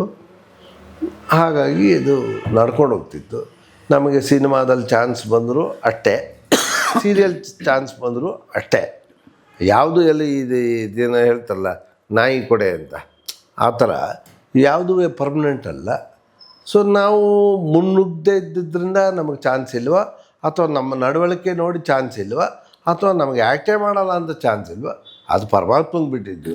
ಬೇರೆಯವರು ಯಾರಿಗೂ ಏನು ಹೇಳ್ತಾರೋ ನಂಗೆ ಗೊತ್ತಿಲ್ಲ, ಅದು ಬೇಕಾಗಿಲ್ಲ. ಬಟ್ ಏನೇ ಕೆಲಸ ಮಾಡೋದು ನಮಗೇನು ಅದರದ್ದು ಶಾಶ್ವತ ಅಲ್ಲ ಅಂತ ಗೊತ್ತಾಯಿತು. ಹೀಗಾಗಿ ನಮ್ಮ ಜೀವನ ಇದರಲ್ಲೇ ನಡೆಸ್ಕೊಂಡು ಹೋಗ್ತಾಯಿದ್ದೀವಿ. ನೀವು ಡ್ರೈವಿಂಗ್ ಮಾಡ್ತಾರೋ? ಡ್ರೈವಿಂಗು ಆ್ಯಕ್ಚುಲಾಗಿ ನಾನು ಅದೇನಾಯ್ತು ಈಗ 2000 ಈಗ ಸ್ವಲ್ಪ ವಯಸ್ಸಾಯ್ತಲ್ಲ, ಜಾಸ್ತಿ ಓಡ್ಸೋಕ್ಕಾಗಲ್ಲ, ಅದನ್ನು ಒಪ್ಕೋಬೇಕು. ಈಗ ನಾನೇನೋ ಒಂದು ಹಠ ಮಾಡಿಕೊಂಡು ಈಗ ನಿಮ್ಮಿಂತ ನಾನು ಗಟ್ಟಿ ಇದ್ದೀನಿ, ಗೋಡೆ ಕೈ ಕೂತ್ಬಿಟ್ಟು ಕೈ ನೋವಿದ್ರೆ ಆಮೇಲೆ ನಾನೇ ಒತ್ತಾಡಬೇಕಾಗತ್ತೆ ಅಲ್ವಾ. ಹಾಗಾಗಿ ಆಮೇಲೆ ಜೊತೆಗೆ ನಾವು ತೊಗೊಂಡು ವೆಹಿಕಲ್ಲು ಅದಕ್ಕೂ ಅಲ್ಲ, ಅದು ಯೋಚನೆ ಬಂದಿದೆ ಹೇಗೆ ನಿಮಗೆ? ಅದು ಯಾರೋ ಒಬ್ಬರು ಬಂದು ಪರಿಚಯಿಸಿದ್ರು, ಸರ್ ಇವರು ನಿಮ್ಮನ್ನು ನೋಡ್ಬೇಕಂತೆ, ಇವರು ಡೆವಲಪರು, ಇಂಟೀರಿಯರ್ ಡೆಕೋರೇಟರ್ಸು ಅಂತಲ್ಲ. ಒಂದು ಸಾಮಾನ್ಯ ಜ್ಞಾನ ಇರುತ್ತಲ್ಲ. ಡೆವಲಪರ್ ಅಂದರೆ ದುಡ್ಡವರು, ಲೇಔಟ್ ಎಲ್ಲ ಮಾಡ್ತಾರೆ, ಫ್ಲ್ಯಾಟ್ ಎಲ್ಲ ಕಟ್ತಾರೆ ಅಂತ. ಆಯಪ್ಪ ಮಾತಾಡ್ತಾ ನಾವೊಂದು ಫಿಲಮ್ ಮಾಡಬೇಕು ಅಂತಿದ್ದೀವಿ. ಮಾಡಿ ಸರ್ ಅಂದರೆ ನೀವೇ ಡೈರೆಕ್ಟ್ ಮಾಡಬೇಕು ಅಂತ. ಓ ಕತೆ ಅಂದೆ. ನಿಮ್ಮ ಹತ್ರ ಬೇಕಾದಷ್ಟು ಕತೆ ಇದೆ ಅಂತ ಹೇಳಿದಾರಲ್ಲ. ಅದು ಇವ್ರು ಹೇಳಿದ್ದಾರೆ, ನಾನು ನೆಕ್ಸ್ಟ್ ಟೈಮ್ ಬಂದಾಗ ಕೇಳ್ತೀನಿ, ಯಾವ್ದಾರು ಕತೆ ಒಂದು ಮಾಡೋಣ ಅಂತೆಲ್ಲ. ಬಂದರು ಕತೆ ಕೇಳಿದ್ರು. ಸರ್ ಎಲ್ಲ ಕತೆ ಚೆನ್ನಾಗಿ, ಸ್ವಲ್ಪ ಔಟ್ಡೇಟೆಡ್ ನೀವು ಮಾಡ್ಕೊಂಡಿದ್ದೀರ, ಲೇಟೆಸ್ಟ್ ಬೇಕು. ಲೇಟೆಸ್ಟಾ? ಏನು ಔಟ್ಡೇಟೆಡ್ ಇದೆ, ಏನು ಲೇಟೆಸ್ಟ್ ಅಂತಾರೆ ಇವರು. ಸರ್ ಏನೋ ಸಮಥಿಂಗ್ ಆ್ಯಕ್ಷನ್ ಪ್ಯಾಕ್ಟ್ ಆ ಥರ, ನಿಮ್ಮ ಮಗನ್ನೇ ಹೀರೋ ಮಾಡೋಣ ಅಂತ. ನನ್ನ ಮಗ ಯಾಕೆ ಮಾಡ್ತಾರೆ ನಿಮಗೆ? ಇಲ್ಲ ಸರ್ ಹೇಳಿದ್ದಾರೆ ಅವರು, ಮಾಡಿದ್ದಾರೆ, ಅದನ್ನು ನೋಡಿದ್ದೀನಿ ನಾನು, ಫೋಟೋಸ್ ಎಲ್ಲ. ಅಂದರೆ ಫಿಲಮ್ ನೋಡಿಲ್ಲ ಅಂತ. ಸರಿ, ಎಂಥ ತಂದೆಗಾಗಲಿ ಒಬ್ಬ ಮಗ ಯಾಕೆ ಮಾಡ್ತಾನೆ? ತಂದೆನೇ ಡೈರೆಕ್ಟ್ ಮಾಡೋದು, ನಿನಗೂ ಕೆಲಸ, ನಿನ್ನ ಮಗನಿಗೂ ಒಂದು ಕೆಲಸ ಕೊಡ್ತೀವಿ ಅಂದಾಗ ಯಾಕೆ ಮಾಡಬಾರ್ದು ಅಂತ ಏನೋ ಒಂದು ಆಲೋಚನೆ ಮಾಡೋಕ್ಕೆ ಶುರು ಮಾಡಿದೆ. ನಾನೇನು ರೈಟ್ರಲ್ಲ ಅಥವಾ ಕಾದಂಬರಿಕಾರ ಅಲ್ಲ, ಏನಿಲ್ಲ. ನಾನೇನು ಆ ಥರ ದೊಡ್ಡ ಡೈರೆಕ್ಟ್ರಲ್ಲ. ನಾನು ಹಿಂದೆ ಸೀರಿಯಲಲ್ಲಿ ಕಥೆಗಳು ಮಾಡ್ಕೊಂಡಿದ್ದೆ, ಡೈರೆಕ್ಟ್ ಮಾಡಿದ್ದೆ ಅಷ್ಟೆ. ಹಾಗೆ ಯೋಚನೆ ಬಂದಾಗ ಈ ಊಬರ್ ಸಬ್ಜೆಕ್ಟು ನನ್ನ ತಲೆಗೆ ಬಂತು. ಭಾಳ ಇಂಟ್ರೆಸ್ಟಿಂಗ್. ಮನೆ ಇವರು ಉಪೇಂದ್ರ ಅವ್ರು ಬಂದಾಗಲೂ ಹೇಳಿದೆ ಇದನ್ನು. ಓಕೆ, ಇದನ್ನಂತ ಭಾಳ ಚೆನ್ನಾಗಿದೆ ಅಂದರು. ಆ ಟೈಟ್ಲ್ ಹೇಳ್ತಿರ್ತ ಎಲ್ಲರೂ ಯಾರು ಅದನ್ನು ಕಾಪಿ ಗೀಪಿ ಮಾಡಿಬಿಟ್ಟಾರು ಆ ಟೈಟ್ಲು ಅಂತ. ಸಾರ್ ನನ್ನದಾಗಿದ್ದರೆ ವಸ್ತು ನನಗೇ ಸಿಕ್ಕತ್ತೆ, ನಂದು ಅಲ್ಲದೆ ಹೋದ್ರೆ ಏನಾದರೂ ಸಿಕ್ಕಲ್ಲ ಸರ್. ಅದು ಆ ನಂಬಿಕೆ ನನಗಿದೆ. ಕುಬೇರ 111 ಅಂತ ಮಾಡ್ಕೊಂಡಿದ್ದೆ. ಅದನ್ನು ಅದು ಒಂದು ಕಾರ್ದು ನೇಮ್ ಅದು ಆ್ಯಕ್ಚುಲಾಗಿ. ಅದೇ ಒಂದು ಕ್ಯಾಬ್ ಸರ್ವೀಸ್ ಅನ್ನೋ ಅದರದಲ್ಲೇ ಆಗ್ತಕ್ಕಂಥ ಒಂದು ಇಂಟ್ರೆಸ್ಟಿಂಗ್ ಕತೆ. ಈಗ ಇಲ್ಲೇನೇನು ನಡೀತಿದೆ, ಆಪ್ರೇಷನ್ ಸಿಂಧೂರ್ ಆಗ್ಬೋದು, ಆ ಥರ ಎಲ್ಲ ಥರದ್ದು ಸೇರಿಸಿ ಕಾಮಿಡಿ, ಆ್ಯಕ್ಷನ್ ಪ್ಯಾಕಡ್ದೆಲ್ಲ ಮಾಡಿ ಥ್ರಿಲ್ಲರ್ ಅದನ್ನೇ ಮಾಡಿದೆ. ಅವನು ಏನು ಅವತ್ತಿನ ದಿವಸ 2016-17ರಲ್ಲಿ ಆತ ಹೇಳಿದ ಪ್ರಕಾರ ನನಗೆ ಅವಾಗೆಲ್ಲ ಗೊತ್ತಿರಲಿಲ್ಲ. ಒಂದು 4-5 CR ಆದರೂ ಪರವಾಗಿಲ್ಲ. ಟಾಟಾ CR ಅನ್ನ ಅಂದ್ಕೊಂಡೆ. ಅವನು ಹೇಳಿದ್ದು CR ಅಂತೆ, ಅಂದರೆ ಕ್ರೋರ್ಸ್ ಅಂತ. ನಾನು CR ಅಂತ ಕೇಳಿಸ್ಕೊಂಡೆ. ಅವನು ನಂಗೆ ಅರ್ಥ ಆಗಲಿ. ಸರ್ 4-5 crores ಆದರೂ ಪರವಾಗಿಲ್ಲ. ಆವಾಗ 16-17ಕ್ಕೆ ಅದು ದೊಡ್ಡ ಬಡ್ಜೆಟ್ಟೆ. ಹೌದು, ಮಾಡೋಣ ಅಂತಂದ್ರೆ ಅದಕ್ಕೆ ನಾನು ಬೇರೆ ಥರ ಎಲ್ಲ ಯೋಚನೆ ಮಾಡಿಕೊಂಡು ಅದನ್ನು ಹೇಗೆ ಇರಲಿ ಬಿಡಿ. ಕೊನೆಗೆ ಆ ಕತೆ ನನ್ನಲ್ಲೇ ಉಳೀತು.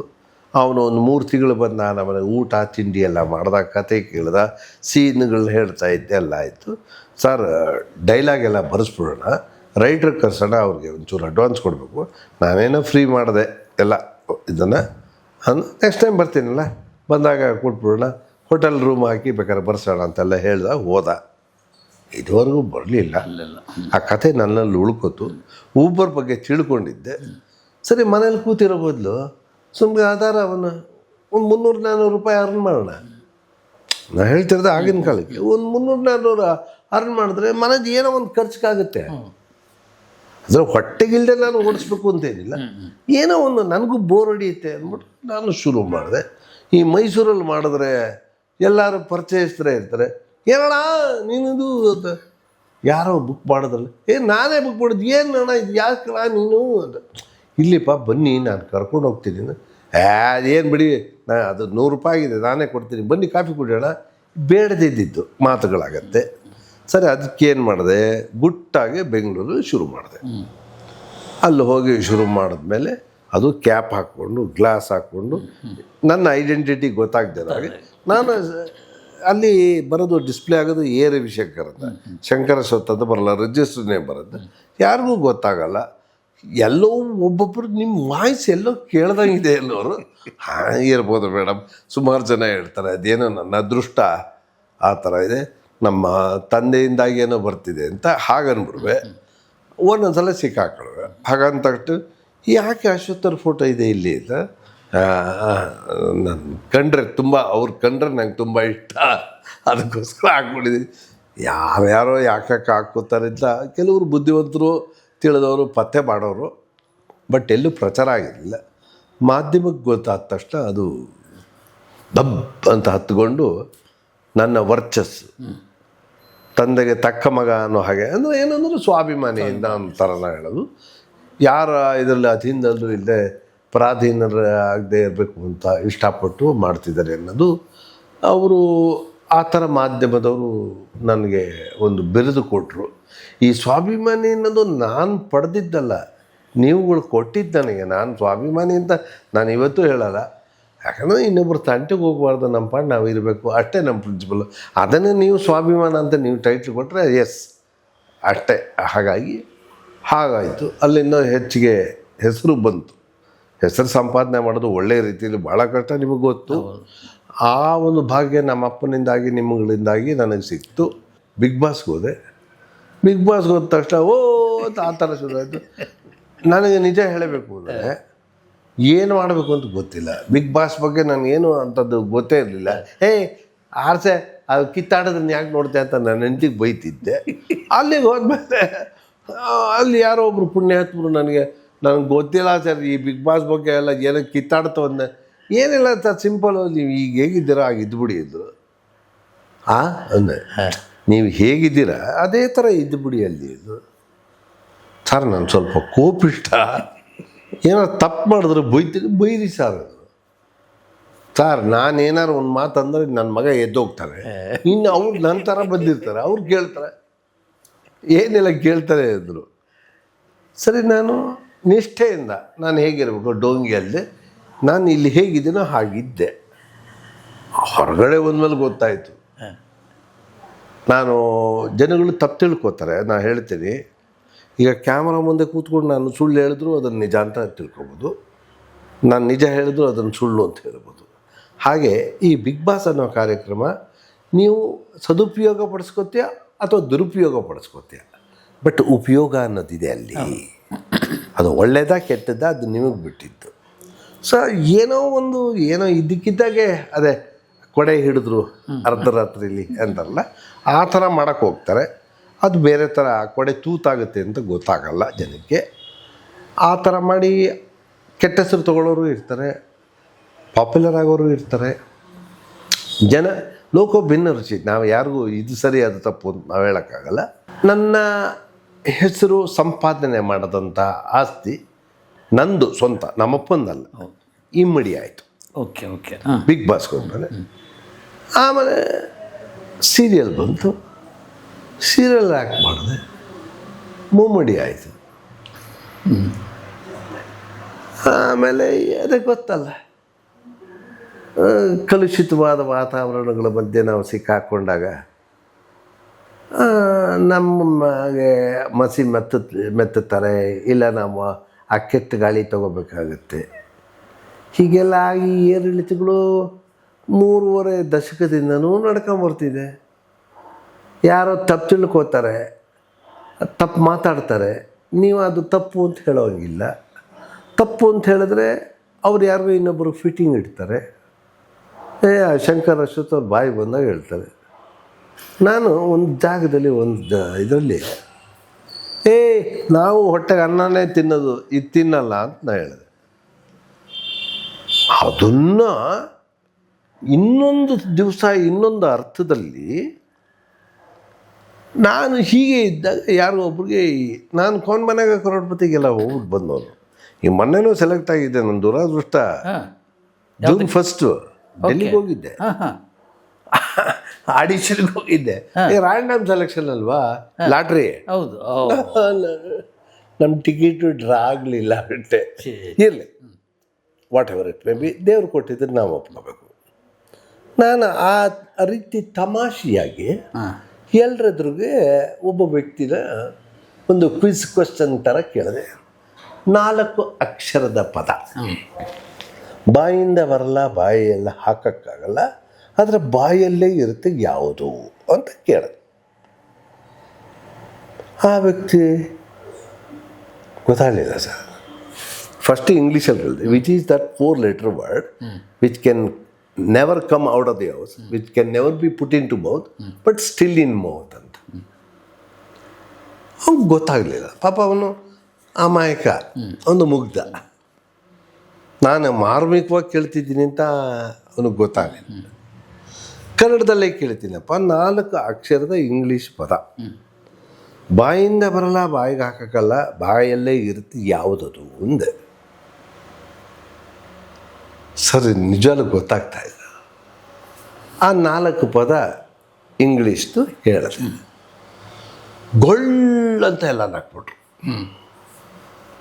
ಅಲ್ಲಿದ್ದವರೆಲ್ಲ ನಕ್ಕರು. ಯಾಕಂದರೆ ನಿಮಗೆ ಅದೊಂದು ಮಾರ್ಮಿಕವಾಗಿತ್ತು, ಅದಿದ್ದಲ್ಲ. ಅದು ಬಾಯಿಂದ ಬರಲ್ಲ, ಬಾಯಿಗೆ ಹಾಕೋಕ್ಕಾಗಲ್ಲ, ಬಟ್ ಬಾಯಲ್ಲಿರುತ್ತೆ. ಅಂದರೆ ಮಾತು ಗೊತ್ತಿಗೂ ಅದನ್ನು ಕಮಾನ್ ಶೆಟ್, ಬುಲ್ಶಿಟ್ ಅಂತಾರಲ್ಲ, ಆ ಥರ ಅಂತಿರ್ತವೆ. ನಮ್ಮ ಸುತ್ತಮುತ್ತಲಿದ್ದವರು ಅದನ್ನು ಹೇಳ್ತಿದ್ರು. ಅದಕ್ಕೋಸ್ಕರ ನಾನು ಅವರು ಡೈಲಾಗ್ ಹೇಳೋ ಬದಲು ಡೈಲಾಗ್ ತಪ್ಪು ಹೇಳಿಬಿಟ್ಟು ನಾವೇನಾದ್ರು ಡೈಲಾಗ್ ಕರೆಕ್ಟ್ ಮಾಡಿದ್ರೆ ಅದಕ್ಕೆ ಅದನ್ನು ಒಳ್ಳೆ ರೀತಿ ತೊಗೊಳೋದು ಬಿಟ್ಟು ಬೇರೆ ರೀತಿ ತೊಗೊಂಡು ಇವನೇನು ಹೇಳೋದು ಅಂತ ಹೇಳೋದು. ಬಟ್ ಹೇಳೋಕ್ಕಾಗ್ತಿರ್ಲಿಲ್ಲ ಸರ್. ಯಾಕೆ ಅಂತಂದರೆ ಅಪಭ್ರಂಶಗಳು ಬಾಯಲ್ಲಿ ಬರೋದು ಸರ್. ಆ ಥರ ಹೇಳೋರು, ನಾನು ಅದನ್ನು ಕರೆಕ್ಟ್ ಮಾಡುವೆ. ಅಂಥವ್ರಿಗೆ ಅದು ಅಳಕಾಯ್ತು. ಅಳಕಾಗುತ್ತೆ, ಅದು ತೊಗೊಂಡೋಗಿ ಫಿಟ್ಟಿಂಗ್ ಇಟ್ಟು ಅದನ್ನೇನೋ ಒಂದು ಗಲಾಟೆ ಮಾಡಿದ್ದೆಲ್ಲ ಮಾಡೋದು. ಸೊ ನಮಗೆ ನ್ಯಾಚುರಲಿ ಸರ್ ಓಟ್ ಯಾರಿಗೆ ಬೀಳುತ್ತೆ ಅವ್ರಿಗೆ ಗೆಲ್ತಾರೆ. ಅವರು ಯೋಗ್ಯರೋ ಅಯೋಗ್ಯರೋ ನಮಗೆ ಗೊತ್ತಿಲ್ಲ. ಹಾಗೆ ನಮ್ಮ ವಿರುದ್ಧ ಓಟುಗಳೇ ಬಿದ್ದಿದೆ ಅಲ್ಲಿ. ನಮಗೆ ಕೆಲಸ ಹೋಗಿದೆ. ಇನ್ನೊಂದು ಸರ್, ನಾನು ಚದುರು ಚಿತ್ರಗಳ ಅಂಕಣ ಬರೀತಿದ್ದಾಗ ಬರೆಯುವ ಯಾರ್ಯಾರು ವ್ಯಕ್ತಿಗಳಿದ್ದಾರೋ ಅವರೆಲ್ಲ 200, 300, 400, 500 ಸಿನಿಮಾದಲ್ಲಿ ಮಾಡಿದವರು. ಇಷ್ಟು ಸಿನಿಮಾದಲ್ಲಿ ಮಾಡಿನೂ ಯಾಕೆ ಅವರು ಬಡತನ ಅಂತ ನನಗೆ ತುಂಬ ಜನ ಕೇಳಿದ್ದಾರೆ. ಹಾಂ, ಕರೆಕ್ಟ್, ಭಾಳ ಒಳ್ಳೆ ಪ್ರಶ್ನೆ ಇದು. ನಮ್ಮಪ್ಪ ಹೇಳ್ತಿದ್ರು. ಇದರಲ್ಲಿ ಮುಖ್ಯವಾದದ್ದು ಒಂದು ಹೇಳ್ತೀನಿ. ನಿಮಗೊಂದು ಪ್ರಶ್ನೆ ನಾನು ಕೇಳ್ಬಿಟ್ಟು ಆಮೇಲೆ ಹೇಳ್ತೀನಿ. ಈಗ ನೀವೆಲ್ಲ ಚಿಕ್ಕವರಾದಾಗ, ಅಂದರೆ ಜ್ಞಾನ ಬಂದ ಮೇಲೆ, ಅಂದರೆ ತೀರ ಚಿಕ್ಕವರಲ್ಲ, ಜ್ಞಾನ ಈ ಬಣ್ಣ ಅಂದರೆ ರಂಗದ ಲೋಕ, ಅದು ಸಿನಿಮಾದವರು ಅಥವಾ ನಾಟಕ, ಎರಡು ಇವರು ಸಂಬಂಧನ ಯಾರು ಬೆಳೆಸೋಕ್ಕೆ, ಅಂದರೆ ಅವ್ರ ಮನೆಗೆ ಹೆಣ್ಣು ಕೊಡೋದೋ ಅಥವಾ ಅವ್ರ ಮನೆಯಿಂದ ಹೆಣ್ಣು ತರೋದೋ ಮಾಡ್ತಿದ್ರ ಅವರೆಲ್ಲ ಬಣ್ಣದವ್ರಪ್ಪ, ಸಿನಿಮಾ ಬೇಡ ಬೇಡ ಅಂದರೆ ಅವ್ರದ್ದೇನೋ ಜೀವನದಲ್ಲಿ ವ್ಯತ್ಯಾಸ ಇರುತ್ತೆ ಅಂತ ಹೇಳೋದು ಬೇಡ, ಕ್ಯಾಮ್ರಾ ಮುಂದೆ ಹೇಳೋದು ಬೇಡ. ಅವ್ರ ಜೀವನದಲ್ಲಿ ಸರಿ ಇರಲ್ಲ ಅನ್ನೋದು ಬರ್ತಿತ್ತು. ಅದೊಂದು ಬ್ಲ್ಯಾಕ್ ಮಾರ್ಕು ಇತ್ತು. ತದನಂತರ ಈ ಪ್ರಚಾರಕ್ಕೆ ಪ್ರಖ್ಯಾತರಾಗಿ ಇದೆಲ್ಲ ಆದಾಗ ಒಂದು ಶೋಕಿ ಆಗೋಯ್ತು.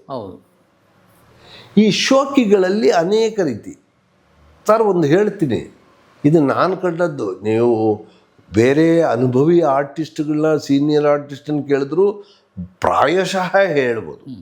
ಬಟ್ ನಾನು ಮೆಡಿಕಲ್ ಫೀಲ್ಡಿಂದ ಬಂದಿರೋದ್ರಿಂದ ನನಗೆ ಹೇಳೋ ಒಂದು ಹೊಳೆಯುವಂಥ ಅಂಶ ಬೇರೆಯವರು ಹೊಳೆಯಲ್ಲ ಅಂತ. ಸರ್, ಈಗ ನೀವು ಬಹಳಷ್ಟು ದಿವಸ ಮನೆಯವರಿಂದ ದೂರ ಇರ್ತೀರ, ಅದಕ್ಕೇನು ಹೇಳ್ತೀರಾ, ಹೋಮ್ ಸಿಕ್ನೆಸ್.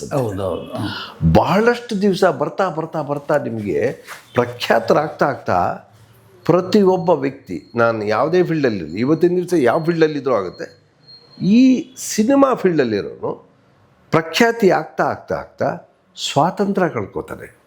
ಹೌದು, ಎಸ್. ಈಗ ಬಹಳ ದೊಡ್ಡ ಉದಾಹರಣೆ ಏನು ಅಂದರೆ, ನನಗೆ ಇವತ್ತಿಗೂ 60ರ ದಶಕದ ಒಂದು ಇನ್ಸ್ಟೆನ್ಸ್ ಅಣ್ಣ ಅವ್ರದ್ದು ನನಗೆ ನೆನಪು. ಅಯ್ಯೋ, ಇಷ್ಟು ದೊಡ್ಡ ವ್ಯಕ್ತಿ ಆದ್ರೇನು ಈತನ ಒಂದು ಸಣ್ಣ ಸ್ವಾತಂತ್ರ್ಯ ಇಲ್ವಲ್ಲ, ತನಗೆ ಬೇಕಾಗಿದ್ದ ಜಾಗಕ್ಕೆ ಹೋಗೋಕ್ಕಾಗಲ್ವಲ್ಲ ಸರ್. ಆಗಲ್ಲ. ಈಗ ನೀವು ತಕ್ಕಂತೆ ಯಾವುದೋ ಒಂದು ಜಾಗಕ್ಕೆ ಹೋಗ್ತೀವಿ, ರಾಜ್ಕುಮಾರ್ ಹೋಗೋಕ್ಕಾಗ್ತಿರ್ಲಿಲ್ಲ, ಹೋಗೋಕ್ಕೆ ಜನನೇ ಬಿಡ್ತಿರ್ಲಿಲ್ಲ. ಅದು ನೈಸರ್ಗಿಕವಾದದ್ದಾಗಿರ್ಬೋದು, ಯಾವ್ದಾರ ಆಗಿರ್ಬೋದು. ಅವತ್ತಿನ ದಿವಸ ನಾನು ಚಿಕ್ಕ ಹುಡುಗ ಆಗಿದ್ದೆ, ಅಂದರೆ 8-10 ವರ್ಷದವನಾಗಿದ್ದೆ. ನಾನು ಕಂಡೆ ಇದಕ್ಕೋಸ್ಕರ ಇಷ್ಟು ಕಷ್ಟಪಟ್ರ ಅಂತ. 800 ಡ್ರೈವ್ ಮಾಡ್ಕೊಂಬಂದಿದ್ರು KRS ಅಲ್ಲಿ. ಅದು ಈ ಕಡೆ ಎಲ್ಲ ನೋಡಿಕೊಂಡು ನಾನು ಕಾರಲ್ಲೇ ಕೂತಿದ್ದೆ. ಎಲ್ಲಿ ಕರ್ಕೊಂಡು ಹೋಗ್ತಿದ್ದಾರೆ ಅಂತ ಗೊತ್ತಿಲ್ಲ, ಉಯ್ಯಾಲೆ ಶೂಟಿಂಗಲ್ಲಿ ಸರ್. ಅವರು ದೇಹಬಾಧೆ ತೀರಿಸ್ಕೊಳ್ಳೋಕ್ಕೆ ಒಂದು 3-4 ಕಿಲೋಮೀಟ್ರ್ 67-68 ಇಸವಿಲಿ ಅಷ್ಟು ಪಾಪುಲರ್. ಕಾರಲ್ಲೇ ಕೂತಿದ್ದು, ಹೊರಗಡೆ ಬರಬೇಡ. ನನಗೆ ಇವತ್ತಿಗೂ ಕಣ್ಣಲ್ಲಿ ಕಟ್ಟಿದೆ. ಆ ಸಪೋಟ ಗಿಡಗಳ ಮಧ್ಯೆ ಅವ್ರನ್ನ ಹೋಗಿ ದೂರ, ನನ್ನಿಂದನೂ 100 ಮೀಟ್ರ್ ದೂರ ಹೋಗಿ ಅಕ್ಕಪಕ್ಕ ಏನೋ ಒಬ್ಬ ಕಳ್ಳನ ಥರ. ಸ್ವಾತಂತ್ರ್ಯ ಎಲ್ಲಿ ಹೋಯಿತು? ಇದು ಆದಾಗ ಏನಾಗುತ್ತೆ ನಿಮಗೆ, ನೈಸರ್ಗಿಕವಾಗಿ ನೀವು ಈ ಸಮಾಜದಲ್ಲಿ ನಿಮ್ಮನ್ನು ದೂರ ಮಾಡ್ಕೊತೀರ. ನಿಮ್ಮನ್ನು ದೂರ ಮಾಡ್ಕೊಂಡಾಗ ನಿಮಗೂ ಎಲ್ಲ ಫುಟ್ಪಾತ್ ಏನೋ ತಿನ್ನಬೇಕು ಅಂತ ಆಸೆ ಇರುತ್ತೆ, ಎಲ್ಲೋ ಹೋಗ್ಬೇಕು ಆಗಲ್ಲ, ಮನಸ್ಸಿಗೆ ವೇದನೆ ಶುರು ಆಗುತ್ತೆ. ಎಲ್ಲರಂತೆ ನೀವು ಇರೋಕ್ಕಾಗಲ್ಲ. ನೀವು ಇದ್ದ ಜಾಗಕ್ಕೆ ಎಲ್ಲ ಬರಲಿ ಅಂತ ಆಶಿಸ್ತೀರ. ಆವಾಗ ನೀವು ಯಾವ್ಯಾವ ಮಾರ್ಗ ಬೇಕಾದ್ರೆ ಕಂಡು ಇಟ್ಕೋಬೋದು ನೀವು ರಿಲ್ಯಾಕ್ಸ್ ಆಗೋಕ್ಕೆ. ನಾ ಹೇಳೋದು ಅನ್ಯ ಮಾರ್ಗಗಳು. ಇದು ಈ ಯಾವಾಗ ಈ ಕೆಟ್ಟ ಅಭ್ಯಾಸಗಳಿತ್ತಲ್ಲ, ಇದನ್ನೆಲ್ಲ ಅಡಾಪ್ಟ್ ಮಾಡ್ಕೊಳ್ಳೋಕ್ಕೆ ಇದು ಒಂದು ಕಾರಣ ಆಗುತ್ತೆ. ಸೊ ಹೀಗಾಗಿ ನನ್ನ ಮಗ ಹಾದಿ ತಪ್ತಾನೆ ಅನ್ನೋ ಒಂದು ಹೆದರಿಕೆ ನನ್ನ ತಂದೆಗಿತ್ತು. ಈ ಫೀಲ್ಡಿಗೆ ಬಂದರೆ ಹಾದಿ ತಪ್ಪಿಬಿಟ್ರೆ ತಾನೇನೋ ಕರೆಕ್ಟ್ ಆಗಿದ್ದಾನೆ, ಹಿಂದಿನವರೇನೋ ಕರೆಕ್ಟ್ ಆಗಿದ್ದಾರೆ, ಈಗಿನವ್ರು ಬರ್ತಾ ಬರ್ತಾ ಇದ್ದಾರಲ್ಲ, ಇವರು ಹಾದಿ ತಪ್ತಾರಲ್ಲ, ಆ ಥರ ಆಗ್ಬಿಟ್ರೆ ಅನ್ನೋದು ಒಂದಿತ್ತು. ಇದು ಏನಾಗುತ್ತೆ, ಜಾಸ್ತಿ ಮಾಡ್ಕೊತಾ ಹೋಗ್ತಾರೆ. ಆರೋಗ್ಯ ಕೆಡಿಸ್ಕೊಬೋದು, ಅಥವಾ ಇನ್ನೇನೋ ಅತಿಯಾದ ಆಸೆ ಪಟ್ಕೊಂಡು ಇನ್ನೆಲ್ಲರೂ ಇನ್ವೆಸ್ಟ್ ಮಾಡ್ಬೋದು, ಬೇರೆ ಥರದ್ದು ಒಂದು ಇದಾಗ್ಬೋದು. ಈ ಸ್ಪೆಕ್ಯುಲೇಷನ್ ಅನ್ನೋ ಒಂದು ಪದ, ಆ ಸ್ಪೆಕ್ಯುಲೇಷನ್ ಯಾವ್ಯಾವುದ್ರಲ್ಲಿ ಅಂತ ನಿಮಗೆ ಗೊತ್ತು. ಹೀಗೆ ಹಾಕಿದ್ರೆ ದುಡ್ಡು ಬರುತ್ತೆ, ಹಾಗೆ ಹಾಕಿದ್ರೆ ದುಡ್ಡು ಬರುತ್ತೆ, ನಾವು ಹೀಗೆ ದುಡ್ಡು ಮಾಡ್ಬೋದು ಅಂತ ಈ ಥರ ಮಾಡಿ ಎಲ್ಲ ಕಳ್ಕೊಂಬಿಡ್ತಾರೆ. ಆಮೇಲೆ ಹೊರಗಡೆ ಹೋದರೆ ಅವರು ಹೀಗೆ ಇರಬೇಕು, ಬಟ್ಟೆ ಇಟ್ಟಿಲ್ಲವ್ರು ಜುಟ್ಟಿಗೆ ಮಲ್ಗೆವು. ಸರ್ ನಾವು ಹಾಗಿಲ್ಲ, ಏನು ಸರ್ ನೀವು ಫಿಲಮ್ ಆರ್ಟಿಸ್ಟ್ ಅಲ್ವಾ? ಹ್ಞೂ ಹೌದಪ್ಪ. ಏನು ಸರ್ ಏನಾಯ್ತು ಸರ್ ನಿಮಗೆ ಅಂತ ಅಂದ್ಬಿಟ್ರೆ ನಾಳೆ ದಿವಸ ಯಾರೂ ಕರಿಯಲ್ಲ. ಆಮೇಲೆ ಎಷ್ಟು ಜನ ಬಣ್ಣ ಹಚ್ಚೋರು ನನಗೆ ಇಂಥ ಕಾಯಿಲೆ ಇದೆ ಅಂತ ಹೇಳ್ಕೊತಾರೆ. ಯಾಕೆಂದರೆ ಅಭದ್ರತೆ, ನನಗೆ ಈ ಕಾಯಿಲೆ ಇದೆ ಅಂದರೆ ಯಾರೂ ಕರೆಯಲ್ಲ ಅಂತ. ಸೊ ಈ ಥರ ಎಲ್ಲ ಆದಾಗ ಎಲ್ಲವೊಂದು ಕಡೆ ಅವನು ತನ್ನನ್ನು ತಾನೇ ಕ್ಷೀಣಿಸ್ಕೊಂಡ ಅನ್ನೋ ಥರ ಆಗುತ್ತೆ. ಅದಕ್ಕೆ ಏನೇನೋ ಮಾರ್ಗಗಳು ಅಥವಾ ಏನೇನೋ ಖರ್ಚುಗಳು, ಇಲ್ಲ ನಾನು ಹೀಗೆ ಬದುಕಬೇಕು, ನನಗೆ ಯಾರೋ ಕರೀತಿಲ್ಲ, ಬಟ್ ನಾನು ಕಾರಲ್ಲಿ ಓಡಾಡಬೇಕು, ನನ್ನ ಕಾರ್ ಇಟ್ಕೊಳ್ಳೋ ಯೋಗ್ಯತೆ ಇಲ್ಲ ಇರೋ ಕಾರ್ ಕೆಟ್ಟೋಗಿದೆ, ಅದಕ್ಕೊಂದು 30 ಲಕ್ಷ ರೂಪಾಯಿನ ಕಾರ್ ತೊಗೋಬೇಕು, ಯಾರನ್ನ ಹಿಡಿದು ಏನೋ ಮಾಡಿ ಸಾಲ ತೊಗೊಬಿಡೋದು, ಆದಾಯ ಇಲ್ಲ, ಕೊನೆಗೆ ಸತ್ತ ಮೇಲೆ ಗೊತ್ತಾಗತ್ತೆ ಎಲ್ಲ ಈ ಥರ ಅಂತ ದುಂದು ವೆಚ್ಚಗಳು ಮಾಡೋದು. ಇವೆಲ್ಲವೂ ಆಗಿ ನೀವು ಈ 200-300 ಚಿತ್ರಗಳ ಮಾಡಿದವ್ರಿಗೆ ಎಲ್ಲರ ಗತಿನೂ ಅದೇ ಥರ ಹೆಚ್ಚಿದ. ಬಟ್ ಅಶ್ವತ್ತಿಗೆ ಏನಾಯ್ತು? ಚಮಯ ಮೇಷ್ಟ್ರಿಗೆ ಅವ್ರಿಗೆ ಏನೂ ಇರಲಿಲ್ವಲ್ಲ. ಅವ್ರಿಗೆ ಸಾರ ಒಂದು ಧರ್ಮರಾಯ ಸುಳ್ಳು ಹೇಳದೆ ಅವನು ಜೀವನ ಹಾಳು ಮಾಡಿಕೊಂಡ ಅಂತ ಆಗತ್ತಲ್ವಾ? ಹಾಗೆ ಇವ್ರಿಗೆ ತನಗೆಷ್ಟು ಬೇಕೋ ಅಷ್ಟೆ. ಅಂದರೆ ಆವತ್ತಿನ ದಿವಸಕ್ಕೆ ನೀವು ನಂಬಕ್ಕೆ ಸಾಧ್ಯ ಇಲ್ಲ ಸರ್. ಡಾಕ್ಟ್ರ್ ಹತ್ರಕ್ಕೆ ಹೋಗಿ ಅಶ್ವತ್ಥವ್ರು ಕೇಳ್ತಾರೆ, ನಾನು ಮೆಡಿಸನ್ ಒಂದು ಸ್ವಲ್ಪ ಕಮ್ಮಿ ಮಾಡಿ, ನನಗೆ ಬಿಲ್ ಜಾಸ್ತಿ ಆಗ್ತಿದೆ, ನನಗೆ ಸಂಪಾದನೆ ಇಲ್ಲ ಅಂತ. ಯಾಕೆ ಅಂತ ಕೇಳಿದ್ರೆ ನನಗೆ ಆದಾಯ ಇಲ್ಲ.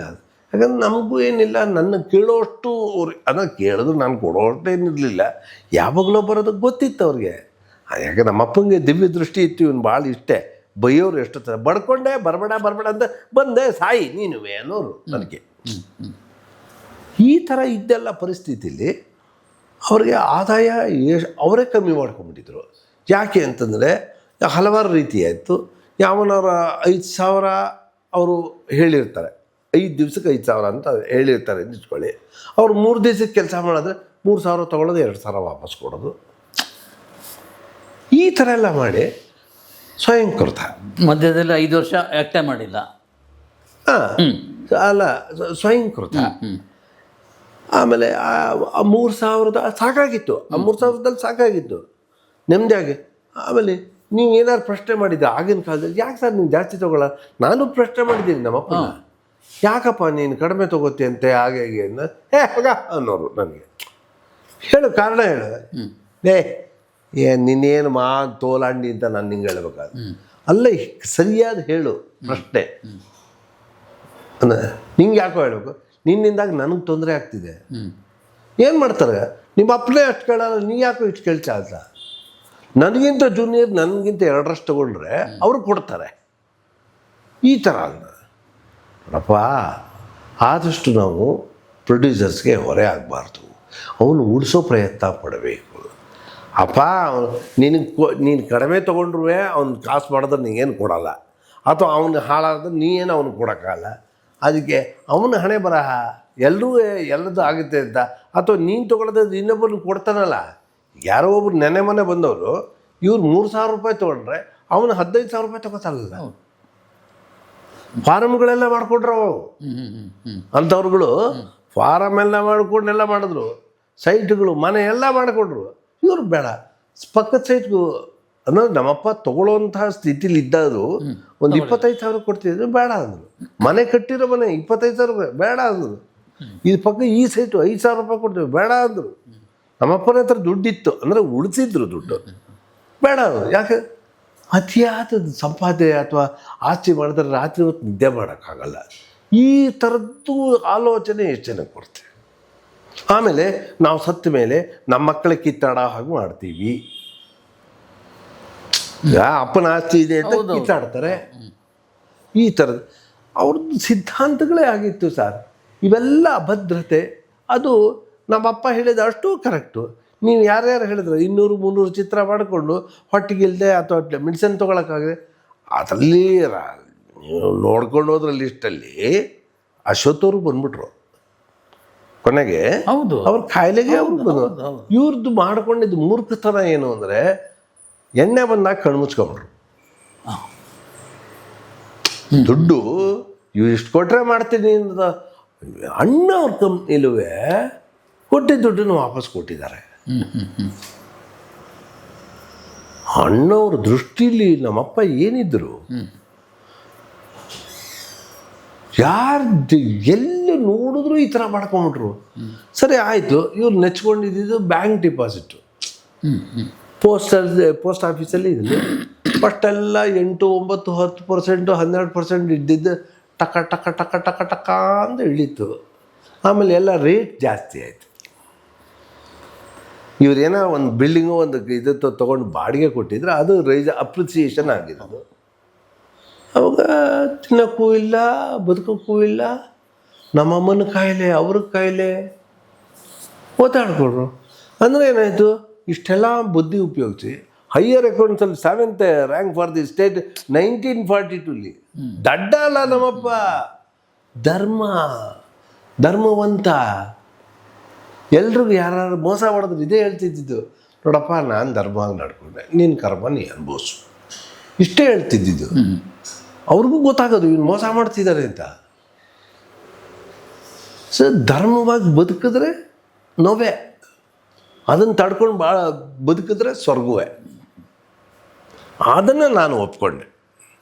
ಅಂದರೆ ಎಷ್ಟಕ್ಕಿರ್ಬೋದು ಅಷ್ಟೆ. ಅದಕ್ಕೇನಂದ್ರೆ ಈಗ ನಾವು ಬೇರೆ ಥರ ನಡ್ಕೊಳ್ಬೇಕಾಗತ್ತೆ. ಅಪ್ಪ ನಾನು ನಿನ್ನನ್ನು ನಂಬಲ್ಲ, ನೀನು ನನ್ನ ನಂಬೇಡ, ನಾನು ಅಲ್ಲಿಗೆ ಬರ್ತೀನಿ. ನಂಗೆ ಬರೋಕ್ಕೆ ಮುಂಚೆ ನನಗೆ ನೆಮ್ಮದಿ ಬೇಕು. ಅದನ್ನೇ ನನಗೆ ನೆಮ್ಮದಿ ಆಗೋದು ನೀನು ಏನು ಮಾಡ್ತೀವಿ ಮಾಡು, ಹೇಗೆ ಮಾಡ್ತೀವಿ ಮಾಡು. ಈ ಥರ ನಾವು ಹೇಳ್ತೀವಿ. ಯಾರಿಗೂ ಒತ್ತಾಯ ಮಾಡಲ್ಲ, ನಾನು ಡಿಮ್ಯಾಂಡೇ ಮಾಡಲ್ಲ ನಾನು. ಆದರೆ ನಾನು ಕೈಯಿಂದ ಖರ್ಚು ಮಾಡ್ಕೊಂಡು ಬರೋಷ್ಟು ನನಗೇನಿಲ್ಲಪ್ಪ, ಅದನ್ನು ನೀವು ಮುಂಚಿತವಾಗಿ ಕೊಡಬೇಕು ಅಂತ. ಆ ಹೊತ್ತಿಗೆ ನಾನು ಬಂದೆ. ಇದಕ್ಕೆ ನಾವು ಬಂದರೆ ಈಗ ಹೊಸಬರ ಹತ್ರ ಗೌರವ ಕೊಡೋರು ನಮ್ಮದು ನೋಡಿದವ್ರಿಗೂ ಇದು ಮಾಡ್ತಾರೆ. ಸರ್ ಈಗ ನಾನು ಮಾಡೋದು ಕೆಲವು ಪ್ರಾಜೆಕ್ಟಲ್ಲಿ ಪ್ರೊಡಕ್ಷನ್ ಮ್ಯಾನೇಜರ್, ಏನು ಸರ್ ನೀವು ಇಷ್ಟು ಕಡಿಮೆ ತೊಗೋತೀರಾ? ಅಲ್ಲ ಸರ್, ಅವರು ಮೊದಲೇ ಸಾಲ ಮಾಡ್ತಿರೋರು, ನಿಮ್ಗೆ 2 ವರ್ಷ ತೊಗೋತೀರ, ನಮ್ಗೆ ಕೊಡೋದನ್ನ ನ್ಯಾಯವಾಗಿ ಕೊಟ್ಟರು ಅಂದರೆ ಕೆಲಸಕ್ಕೆ ಕತ್ರಿ ಆಗ್ತಾರೆ. ಇವ್ರುಗಳೆಲ್ಲ ಸೇರಿಕೊಂಡು ಕತ್ರಿ ಆಗ್ತಾರೆ, ಎದ್ದೂರ ಹೋಗ್ತಾರೆ. ಸರ್ ನಮ್ಮಪ್ಪ ಇನ್ನೂ ಬದುಕಿದ್ದಾನೆ, ಸರ್ ನಮ್ಮಪ್ಪ ಇನ್ನೂ ಬದುಕಿದ್ದಾರೆ. ಬರೀ ದುಡ್ಡು ಮಾಡೋದು, ಹೆಸರು ಮಾಡೋದು ಅಷ್ಟೇ ಅಲ್ಲ. ಅದೇ ಯಾವತ್ತೂ ಅಶ್ವತ್ಥವರಿಗೆ ಸಾವಿಲ್ಲ. ಈಗ ನೀವು ಬಂದಿರೋದೇ ಸಾಕ್ಷಿ. ಹೌದು, ಶಂಕರ ಅಶ್ವತ್ಥನ ನೋಡ್ಕೊಂಡು ಏನು ಬಂದಿಲ್ಲ ನೀವು, ಅಶ್ವತ್ಥವ್ರ ಮನೆಗೆ ಬಂದಿದ್ದೀರ. ಹೌದು, ನಾನು ಅದನ್ನೇ ಒಪ್ಕೊಳ್ಳೋದು. ನಾನು ಅಶ್ವತ್ಥವ್ರ ಮಗ ಆಗಿರೋದ್ರಿಂದ ನೀವು ಬಂದಿದ್ದೀರ. ಆಯ್ತಪ್ಪ, ಬೇರೆ ಇನ್ಯಾವುದೋ ಮಕ್ಕಳನ್ನೇ ನೀವು ಮಾಡೋದು ನನ್ನೇ ಯಾಕೆ ಮಾಡ್ತಿದ್ದೀರಾ? ಶಂಕರ ಅಶ್ವತ್ಥ ಆದ್ರಿಂದ. ಎಸ್ ಯಾಕೆಂದರೆ ಶಂಕರ ಅಶ್ವತ್ಥ ಜೊತೆಲಿ ಶಂಕರನ ಹಿಂದೆ ಅಶ್ವತ್ಥ ಇದೆ. ಪ್ರಭಾವಳಿ ಇದೆ, ಆಶೀರ್ವಾದ ಇದೆ. ಅಕಸ್ಮಾತ್ ನಾನು ಲೋಫರ್ ಆಗೋ ಅಥವಾ ಬೇರೆ ಕುಡ್ಕೊಂಡು ಗಿಡ್ಕೊಂಡು ಮಾಡ್ಕೊಂಡೆಲ್ಲ ಇದ್ದಿದ್ರೆ ನೀವು ನನ್ನ ಇಂಟರ್ವ್ಯೂ ಮಾಡಕ್ಕೆ ಬರ್ತಿದ್ರ ಅಲ್ಲಿಂದ ಅಲ್ವಾ? ಆದಷ್ಟು ನಮ್ಮ ಕುಡ್ದಿಲ್ಲ ಸರ್ ನೀವು? ಭಾಳ ಹಿಂದೆ ವಯಸ್ಸಿನಲ್ಲಿ ಕಾಲೇಜ್ ಡೇಸಲ್ಲಿ ಓಕೆ ಓಕೆ. ಪುಣ್ಯಾತ್ಮ ಬಿಡಿಸ್ಬಿಟ್ಟ. ಈಗ ಆ ಥರದ ಸಿನಿಮಾಗಳು ಇದೆಲ್ಲ ಬಂದಿದೆ, ಹೌದು. ಸುಲಭವಾಗಿ ಬಿಡಿಸ್ಬಿಟ್ಟ ಸರ್. ಏನು ಗದರ್ಸ್ದ? ಅದು ಡ್ಯೂರಿಂಗ್ ಎಮರ್ಜೆನ್ಸಿ ಟೈಮ್. ಹಾಂ ಹಾಂ ಹಾಂ. ಆದ ಟೈಮಲ್ಲಿ ನಾವು ಅವಾಗೆಲ್ಲ ಪರ ವಿರೋಧ ಎಲ್ಲ ಇರುತ್ತಲ್ಲ ಸರ್, ನಾವು ಹಾಗೆ ಅವಾಗ ಟ್ರೆಂಡ್ ಹೇಗಿತ್ತು ನಮಗೆ, ಆವಾಗ ನಾವು ಕೆಲವ್ರನ್ನ ನಾವು ಇದು ಮಾಡ್ತಾಯಿದ್ವು, ಸಪೋರ್ಟ್ ಮಾಡ್ತಾಯಿದ್ದು. ನಾನು I am not A politician, but ಅವ್ರಿಗೂ ಸಪೋರ್ಟ್ ಮಾಡ್ತಾಯಿದ್ದು. ಅವ್ರು ಗೆದ್ದರು. ಓಕೆ. ಸೊ ಆವಾಗ ನಮಗೆ ಅಲ್ಲಿ ಒಂದು ಪಾರ್ಟಿ ಇದಾಯ್ತು. ನಮಗೇನು ಅಂತಲೇ ಗೊತ್ತಿರಲಿಲ್ಲ. ಸೊ ಅದಾಗಿ ನಾನೇನು ರೆಗ್ಯುಲರ್ ಏನಿರಲಿಲ್ಲ. ಒಂದು ದಿವಸ ಅದು ತೊಗೊಂಡು ಬಂದಾಗ ಸ್ವಲ್ಪ ಮನೆಯಲ್ಲೇ ವಾಮಿಟ್ಗಳಿಲ್ಲ. ನನ್ನ ತಂದೆ ಬಳದ ಸರ್, ನನ್ನ ತಂದೆ ಬಳದ ಮೇಲೆ ಯಾಕೋ ಕಲಿತೆ ಅಂತ ಎಲ್ಲ ಅಪ್ಪಂದ್ರು ಕೇಳ್ತಾರೆ. ಎಷ್ಟು ದಿವಸದಿಂದ ಕುಡಿತಿದ್ದೆ ಅಂತ ಕೇಳ್ತಾರೆ. ಯಾರು ಒಬ್ರು ಏನಾರು ಪ್ರಶ್ನೆ ಮಾಡೇ ಮಾಡ್ತಾರೆ. ಆ ಜೀವ ಇಲ್ಲಿದ್ದಾನೆ ಎದುರುಗಡೆ ನನಗೆ ಕಾಣುತ್ತೆ. ಆ ಜೀವ ಇದುವರೆಗೂ ಒಂದು ದಿವಸ ಕೇಳಲಿಲ್ಲ. ನಾನು ಮಾಡಿದ ವಾಂತಿನ ನಮ್ಮಪ್ಪ ಬಳದ, ಆದರೆ ನೀನು ಯಾಕೋ ಈ ತಪ್ಪು ಮಾಡಿದೆ ಅಂತ ನನ್ನ ಕೇಳಲಿಲ್ಲ. ಅವನು ಕೊಟ್ಟ ಆ ಶಿಕ್ಷೆನೇ ಸಾಕು. ಅದು ಈ ಮೌನ ಶಿಕ್ಷೆ ಅಂದರೆ ಇದು ಸರ್. 3 ದಿವಸ ಸತ್ತೋಗಿದ್ದೆ ಸರ್ ನಾನು. ವಾ. 3 ದಿವಸ ಸತ್ತೇ ಹೋಗಿದ್ದೆ ನಾನು. ಯಾರು ಮಾತಾಡ್ಸೋದು ಮಾತಾಡೋಕ್ಕಾಗ್ತಿರ್ಲಿಲ್ಲ. ನೀವು ನಂಬಲ್ಲ, ಯಾರ ಸ್ವಲ್ಪ ವಾಸನೆ ಬಂದ್ರೆ ನಾನು ಅಂತೀನಿ. ಅದು ನಮ್ಮ ಅಪ್ಪನ ಶಕ್ತಿ. ಎಲ್ರಿಗೂ ಇಂಥ ತಂದೆ ಸಿಕ್ಕಲಿ ಸರ್. ನಾನು ಒಳ್ಳೆಯವನು ಅಂತ ನಾನು ಹೇಳಲ್ಲ ಸರ್. ಇಂಥ ತಂದೆ ಪಡಿಬೇಕಾದ್ರೆ ಪುಣ್ಯ ಮಾಡಿರು. ಒಂದು ಲಾಸ್ಟ್ ಪ್ರಶ್ನೆ ರೂಪ ನನ್ನ ಸ್ವಂತಕ್ಕೆ ನಾನು ಕೇಳ್ತಾ ಇರೋದು. ನನ್ನ ಶ್ರೀಮತಿ ನನ್ನನ್ನು ಸಾಕ್ತಾ ಇದ್ದಾಳೆ, ನನ್ನನ್ನು ಸಾಕ್ತಾ ಇದ್ದಾಳೆ ಅಂತ ಹೇಳಿದ್ರೆ ಒಂದು ಒಳಗೆ ನೋವಾಗಲ್ಲ? ಹೆಮ್ಮೆಯಿಂದ ಹೇಳ್ತೀನಿ ಸರ್. ನನಗೆ ಆದಾಯ ಇಲ್ಲ ಸರ್. ಆದಾಯ ಇಲ್ಲ ಅಂತಂದಾಗ ನಿಮ್ಮನ್ನು ದುಡ್ಡು ಕೇಳಿದ್ರೆ ಹಾಳಾದವ ನೀನು ಸಾಲಕ್ಕೆ ಬರ್ತಾನಪ್ಪ, ಇವನಿಗೊಂದು ಕಷ್ಟ ಹೇಳ್ಕೊತಾರೆ. ನಿಮಗೆ ಮಾನ ಮರ್ಯಾದೆ ಇಲ್ಲ ಅಂತ ಅನ್ನೋ ಥರ ಟ್ರೀಟ್ ಮಾಡ್ತೀರ. ನಿಮ್ಮ ಕಷ್ಟ ಇನ್ನೊಬ್ಬರ ಹತ್ರ ಹೇಳ್ಕೊಂಡ್ರೆ, ಹೊರಗಿನವ್ರ ಹತ್ರ, ನೀವು ಕೀಳಾಗ್ಬಿಡ್ತೀರ. ನನ್ನ ಹೆಂಡತಿ ಏನು ಮಾಡ್ತಾಳೆ ಗೊತ್ತಾ? ಅದರಲ್ಲೂ ನಾನು ನೊಂದ್ಕೋತೀನಿ ಅಂತ ಅದೊಂಥರ ಇಂಡೈರೆಕ್ಟಾಗೆ ಕೊಟ್ಟಂಗೆ ಇದ್ದದ್ದು. ಅವಳು ಗೂಗಲ್ ಪೇ ಮಾಡೋದು, ನನ್ನ ಹತ್ರ ದುಡ್ಡಿಲ್ಲ ಅಂತ ಗೊತ್ತಾದಾಗ ಅವಳು ಮಾಡ್ತಾಳೆ ಅದನ್ನು. ಅವಳಿಗೆ ಏನು ಕಷ್ಟ ಇರುತ್ತೆ. ನೀವು ಯಾವ ಜನ್ಮದ ಏನು ಒಂದು ಸಂಬಂಧನೋ ನಂದು ಅವಳದು ಗೊತ್ತಿಲ್ಲ. ನನ್ನ ಲವ್ ಮ್ಯಾರೇಜು ಅದು ಹೇಳಿದ್ನಲ್ಲ, ಎಷ್ಟರ ಮಟ್ಟಿಗೆ ಏನು ಸುಧಾ ಫೋನ್ ಮಾಡಲಿಲ್ಲ ಅಂದರೆ ಅವಳು ಫೋನ್ ಬರುತ್ತೆ. ಇಂಟ್ಯೂಷನ್. ಇನ್ನೇನು ಅವ್ರು ಫೋನ್ ಮಾಡ್ತಾರೆ ಅಂತ ಅವಳು ಅಂದ್ಕೊಂಡ್ರೆ ನಾನು ಫೋನ್ ಮಾಡ್ತೇನೆ ಅಂತ. ಅದು ಇವರು ಶಿವಣ್ಣ ಹೇಳ್ತಿದ್ರು, ರಾಜ್ಕುಮಾರು ಮತ್ತು ಅಶ್ವಥ್ ಅವರು ವಿಚಾರ ವಿನಿಮಯ ಮಾಡ್ಕೋಬೇಕಾಗಿರ್ಲಿಲ್ವಂತೆ. ಹೇಗಿದ್ರ ಏನು ಎತ್ತ ಅಂತ ಕಣ್ಣಲ್ಲಿ ಕಣ್ಣು ನೋಡ್ಬಿಟ್ರೆ ಅವ್ರಿಗೆ ಗೊತ್ತಾಗ್ಬಿಡ್ದಂತೆ. ಈ ಥರ ಆ ಥರ ಒಬ್ಬೊಬ್ಬರು ಏನೇನು ಹೇಗೆ ಅಂತಲ್ಲ, ಅಂದರೆ ಕಣ್ಣಲ್ಲೇ ಮಾತಾಡ್ಕೊಂಬಿಡೋರು ಅಂತ ಭಾಳ ಬ್ಯೂಟಿಫುಲ್ ಆಗಿ ಶಿವಣ್ಣ ಹೇಳಿದರು. ಓಕೆ. ಆ ಥರ ಈಗ ನಾವು ಎದುರುಗಡೆ ನೋಡದೆ ಹೋದ್ರೆ ನಮ್ಮ ಮನಸ್ಸು ಮೊಬೈಲಲ್ಲಿ ಸರ್ ಎಷ್ಟು ದಿವಸ ಏನು ಹೇಳ್ತಾರಲ್ಲ ಕೆಮ್ಮಿದ್ದು ಇದು ಅಂತ ನಮ್ಮ ಆಡೋ ಭಾಷೆಯಲ್ಲಿ ಎಲ್ಲ ವಿಷಯನೂ ಹೇಳ್ತಾರೆ ಅಂತ. ಹಾಗೆ ನಾ ಬಂದೆ ಅಮ್ಮ, ಟಿಫನ್ ಆಯ್ತಮ್ಮ, ಇದು ಮೇಕಪ್ ಹಾಕೊಂಡೆ ಅಮ್ಮ, ಆಮೇಲೆ ಆ್ಯಕ್ಟ್ ಮಾಡಿದೆ ಅಮ್ಮ, ಹೊರಡ್ತಾ ಇದ್ದೀನಿ ಅಮ್ಮ, ಈ ಥರ ಹೇಳಿ ಹೇಳಿ ಹೇಳಿ ಅಭ್ಯಾಸ ಆಗ್ಬಿಟ್ಟು ಅವಳಿಗೆ ಅದೊಂಥರ ಸಿಬಿಟ್ರಿ. ಅವಳು ಆ ಟೈಮ್ ಬಂತ ಮುಗೀತಾ, ಟಿಫನ್ ಆಯ್ತಾ ಅಂತ ಅವಳಿಗೆ ಕೇಳಿದ್ರು. ನಾನು ಯಾತಕ್ಕೆ ಮಾಡಿದ್ದೀನಿ ಅಂತ ಅವಳಿಗೆ ಗೊತ್ತಾಗೋದು. ನಾವೊಂದು ಅಂಡರ್ಸ್ಟ್ಯಾಂಡಿಂಗ್ ಅಷ್ಟೆ. ನನ್ನ ಅಕ್ಕಂದರೆ ಎಷ್ಟೋ ಸಲ ಅವಳು ಕೇಳಿದ್ದಾರೆ, ಹೊಟ್ಟೆ ಉರಿ ಬಿಟ್ಕೊಂಡಿದ್ದಾರೆ. ನೀವು ಇಷ್ಟು ಚೆನ್ನಾಗಿದ್ದೀರ ಗಂಡ ಇಟ್ಟಿದ್ದ ನಾವು ಕಿತ್ತಾಡ್ತೀವಿ ಇಲ್ಲ ಅಂದಲ್ಲ, ಬಟ್ ಜಾತಿ ಕಿತ್ತಾಡ್ತೀವಿ ಅಂತ ನನಗೂ ಗೊತ್ತಿರುತ್ತೆ, ಅವಳಿಗೂ ಗೊತ್ತಿರುತ್ತೆ. 2 ಸೆಕೆಂಡ್ ಅಷ್ಟೇ, ಆಮೇಲೆ ತಪ್ಪಾಗಿರ್ತೀವಿ ಸರ್. 84 41 42ನೇ ವಯಸ್ಸು.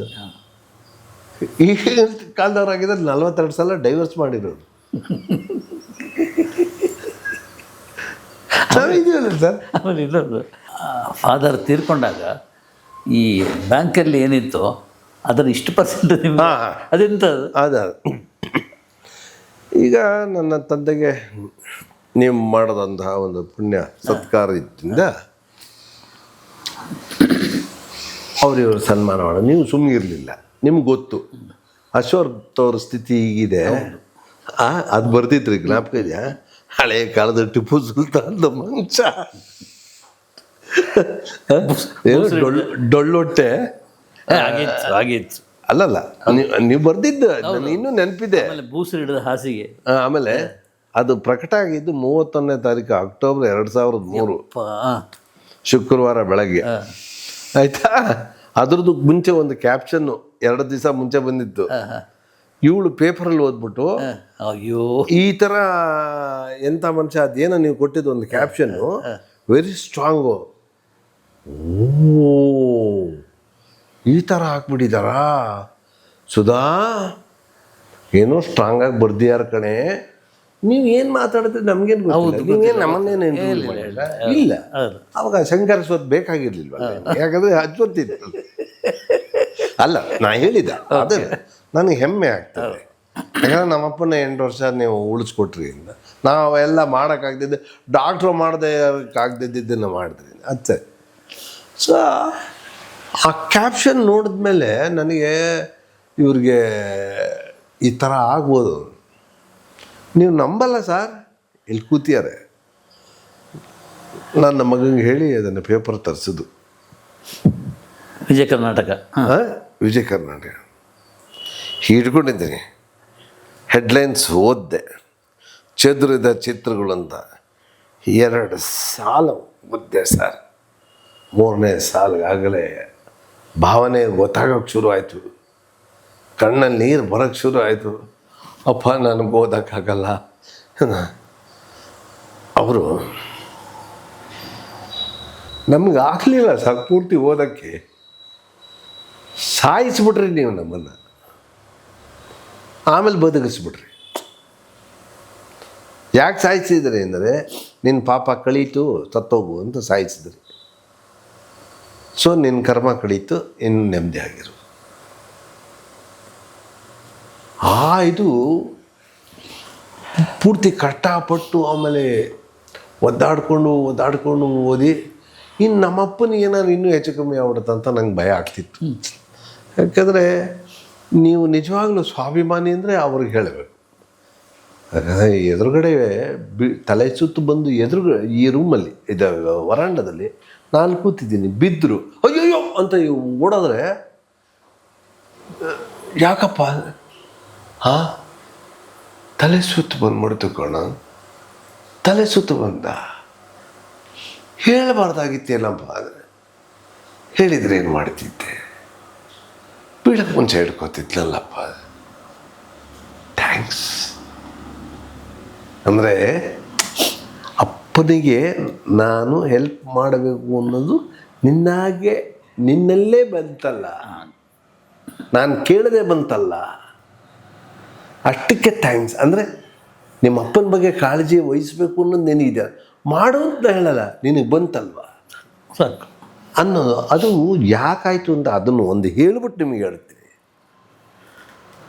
ಹಣದ ತೊಂದರೆ ಯಾರನ್ನೂ ಕೇಳೋಕ್ಕಾಗಲ್ಲ. ಕೊಟ್ಟಿದ್ದ ದುಡ್ಡೆಲ್ಲ ವಾಪಸ್ ಕೊಟ್ಬಿಟ್ಟಿದ್ದಾರೆ. ಕಾಯಿಲೆ ಜಾಸ್ತಿ ಆಗ್ತಾಯಿದೆ, ಯೋಚನೆ ಜಾಸ್ತಿ ಆಗ್ತದೆ.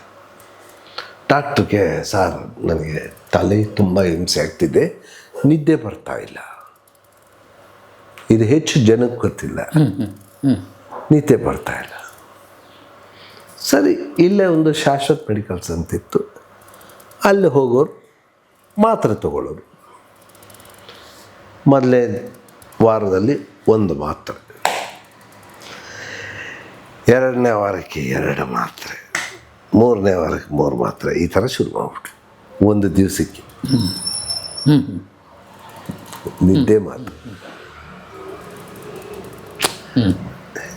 ಕೇಳೋಕ್ಕಾಗಲ್ಲ, ತಡ್ಕೊಳಕ್ಕಾಗಲ್ಲ, ಬದುಕೋಕ್ಕಾಗಲ್ಲ, ಸಾಯೋಕ್ಕಾಗಲ್ಲ.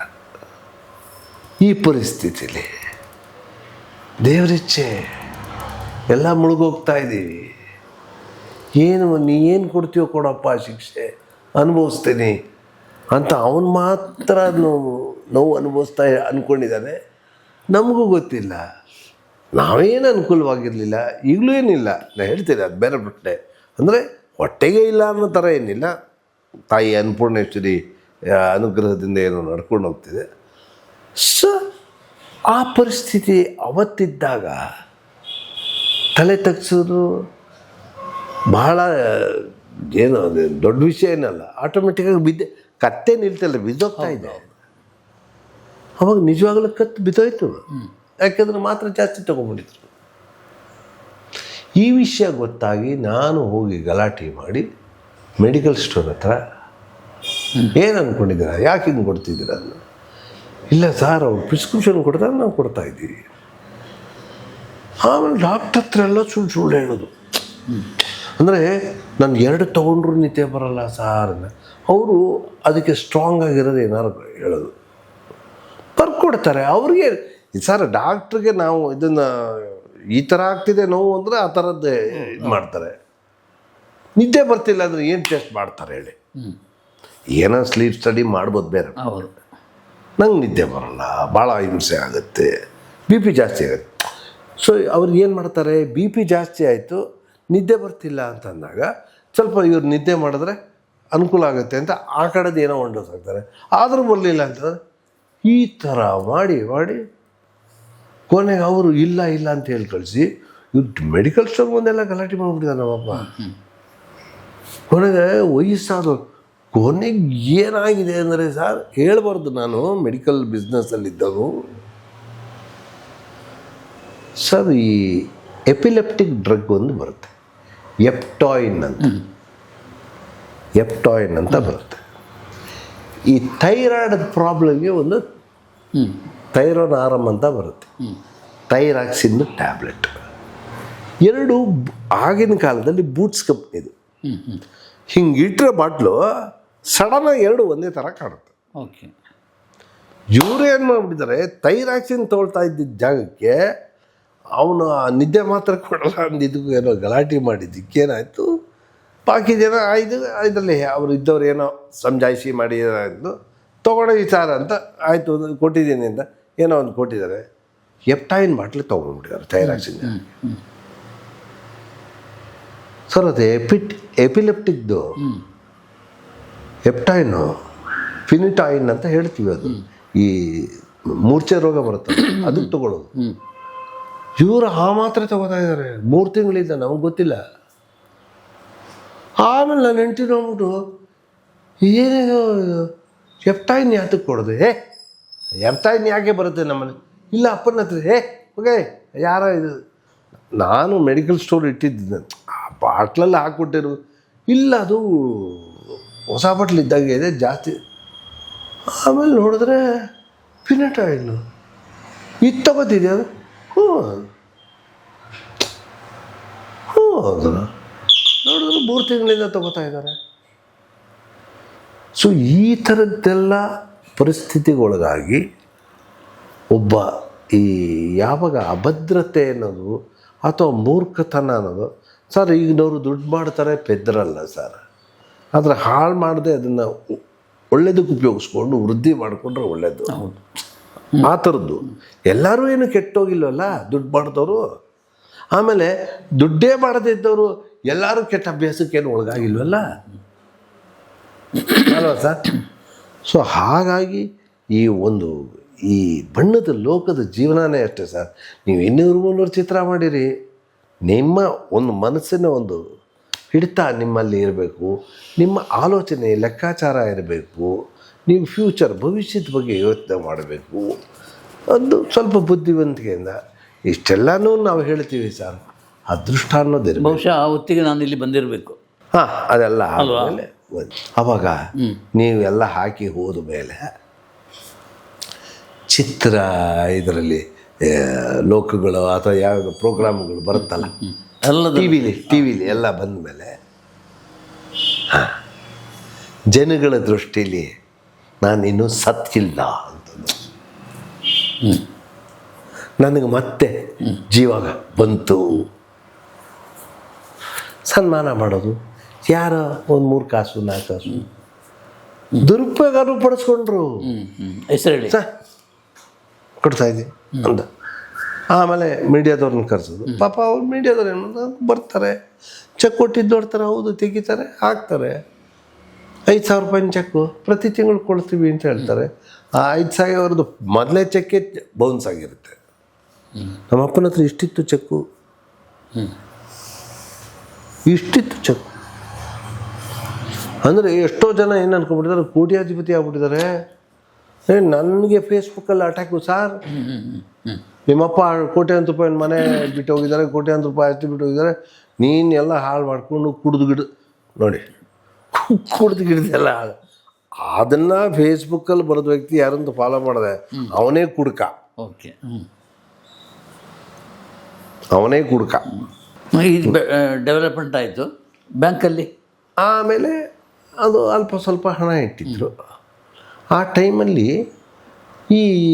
ಯಾವಾಗ ಇವ್ರಿಗೆ ಇದು ಕಮ್ಮಿ ಆಗ್ತಿತ್ತು, ನನ್ನ ಹೆಂಡತಿ ಅಲ್ಲಿ ಇಲ್ಲಿ ಚೂರು ಕೇಟ್ರಿಂಗ್ ಮಾಡ್ತಿದ್ಲಲ್ಲ, ನಾನು ಹೇಳ್ತಿರೋದು 2000 ಆಚೆ ನಡೀತಾ ಇರೋವಂಥ ಘಟನೆ. ಹತ್ತಿರ 2003ಕ್ಕೆ ನೀವು ಬಂದು ಇಂಟರ್ವ್ಯೂ ಮಾಡಿದ್ದು. ಆ ಟೈಮಲ್ಲಿ ನೋಡಿದ್ರು ಅವರು, ಅಂದ್ಕೊಳ್ಳೋಣ ಅವಾಗೊಂದು 4,000 ರೂಪಾಯಿ ತಿಂಗಳಿಗೆ ಮನೆಯ ಖರ್ಚಿಗೆ ದುಡ್ಡು ಬೇಕು ಅಂತ. ಇವಳಿಗೆ ಒಂದು ಸ್ವಲ್ಪ ಕಡಿಮೆ ಕೊಡೋದು. ಇವಳಿಗೆ ಆಶ್ಚರ್ಯ, ಯಾಕೋ ಬೈ ಮಿಸ್ಟೇಕೇನೋ ಅಪ್ಪ ಕಡಿಮೆ ಕೊಟ್ಬಿಡ್ತು. ಹ್ಞೂ ಆಯಿತು ಅಂದ. ಅದರಲ್ಲಿ ಇವಳಿರೋ ಅನ್ನೋ ನೈಪುಣ್ಯತೆ ಶುರು ಆಯಿತು. ಕೊಟ್ಟಷ್ಟರಲ್ಲೇ ಅವಳು ನಡೆಸ್ಕೊಂಡು ಹೋಗ್ಬೇಕು ಅಂತ. ಹಾಗೆ ಬರ್ತಾ ಬರ್ತಾ ಬರ್ತಾ ಕೊಡೋದು ನಿಲ್ಲಿಸೇ ಬಿಟ್ರು. ಇವಳ್ದು ಡೆವಲಪ್ ಆಯಿತು, ಕೊಡೋದು ನಿಲ್ಲಿಸೇ ಬಿಟ್ರು. ಅಪ್ಪ ಏನೋ ಕೊಡ್ತಾನೇ ಇಲ್ಲ. ಅಕಸ್ಮಾತ್ ಇವಳಿಗೆ ಯಾವುದೋ ಆರ್ಡ್ರ್ ಬರದೇ ಹೋದ್ರೇನೋ, ಈಗಿನ ಥರ ಡೈಲಿ ಕ್ಯಾರಿಯರ್ ಇರಲಿಲ್ಲ ಅಂತ. ಆ ದೇವರದ್ದು ಆಶೀರ್ವಾದದಿಂದ ಹೇಗೋ ಸಿಗ್ತಿತ್ತು, ಹೇಗೋ ನಡೀತಿತ್ತು, ಹೆಂಗೋ ನಡ್ಕೊಂಡು ಇದು ಮಾಡ್ತಾಯಿದ್ರು. ಆಮೇಲೆ ನೋಡಿದ್ರೆ ಅವರ ಐಡಿಯಾ ಏನು ಅಂದರೆ, ಇವರು ಉಳಿಸೋಷ್ಟು ಗಳಿಸ್ತಾ ಇಲ್ಲ, ಇವರು ಉಳ್ಸೋಕ್ಕಾಗ್ತಾ ಇಲ್ಲ, ಈಗ ಮನೇದು ಹೇಗೋ ನಡೆಸ್ತಾ ಇದ್ದಾಳೆ. ಈಗ ನಾನು ಏನು ಮಾಡಬೇಕು ಅಂದ್ಬಿಟ್ಟು ಅದನ್ನೆಲ್ಲ ಉಳಿಸಿ ಬ್ಯಾಂಕಿಗೆ ಮಾಮೂಲಿ ಇಡೋ ಹಾಗೆ ಇಟ್ಕೊಂಡು, ಕೊನೆಗೆ ಇದಕ್ಕೆ ಅರ್ಹತೆ ಇರೋದು ನನ್ನ ಸೊಸೆಗೆ. ಅವಳು ಇದು ನಿಜವಾದ ಹಕ್ಕುದಾರಳು. ಅಂದರೆ ಅವಳು ಕೊಡಬೇಕಾಗಿದ್ದ ಹಣ ಇಲ್ಲಿ ಉಳಿತು, ನಾನು ಅದನ್ನು ಉಳಿಸ್ತಾ ಇದ್ದೀನಿ ಅಂದ್ಬಿಟ್ಟು 90 ಭಾಗ. ಅಂದರೆ ಏನು ಜನ ಏನೋ ಅಂದ್ಕೊಬಿಡ್ತಾರೆ, ಎಲ್ಲ ಕೋಟಿಗಟ್ಟಲೆ ಲಕ್ಷಗಟ್ಟಲೆ. ಅವಾಗ ಅವ್ರಿಗೆ ಬರ್ತಿದ್ದಿದ್ದು ಫಸ್ಟು 7,000-8,000 ರೂಪಾಯಿ ತಿಂಗಳಿಗೆ ಬಡ್ಡಿ ಬರ್ತಿದ್ದಿದ್ದು. ಆವಾಗ ಮೆಡಿಸಿನ್ಗೆ ಸಾಲಲ್ಲ ಅಂತ ಹೇಳಿದ್ದು. ತದನಂತರ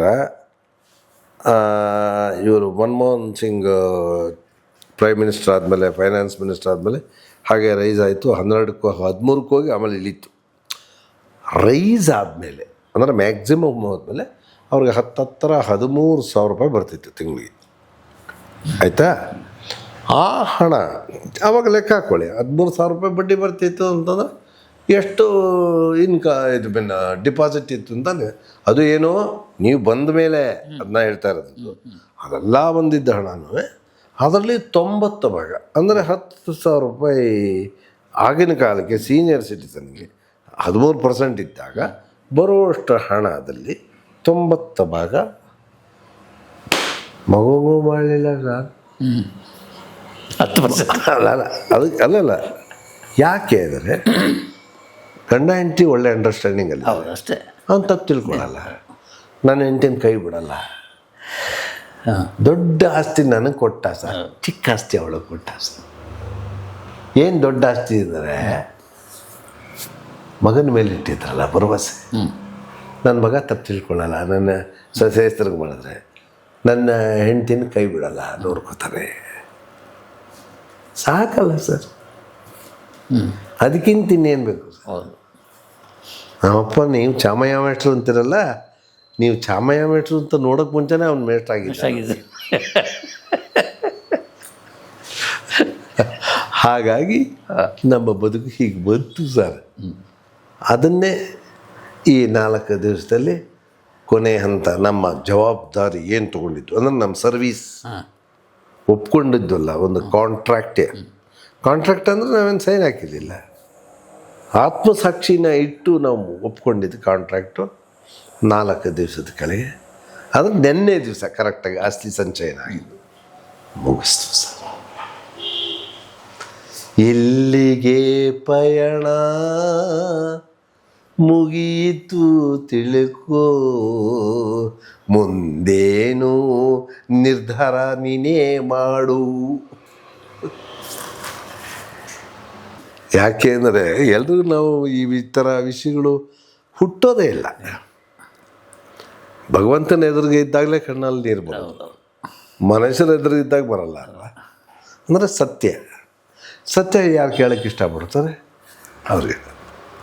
ಎಸ್, ಒಳ್ಳೆಯದಾಗಲಿ. Thank you. ಇಲ್ಲಿಗೆ ನಮ್ಮ ಕಾರ್ಯಕ್ರಮದ ಮುಕ್ತಾಯದ ಕರೆಕ್ಟಾದ ಜಾಗ. Thank you Shankarji, thank you.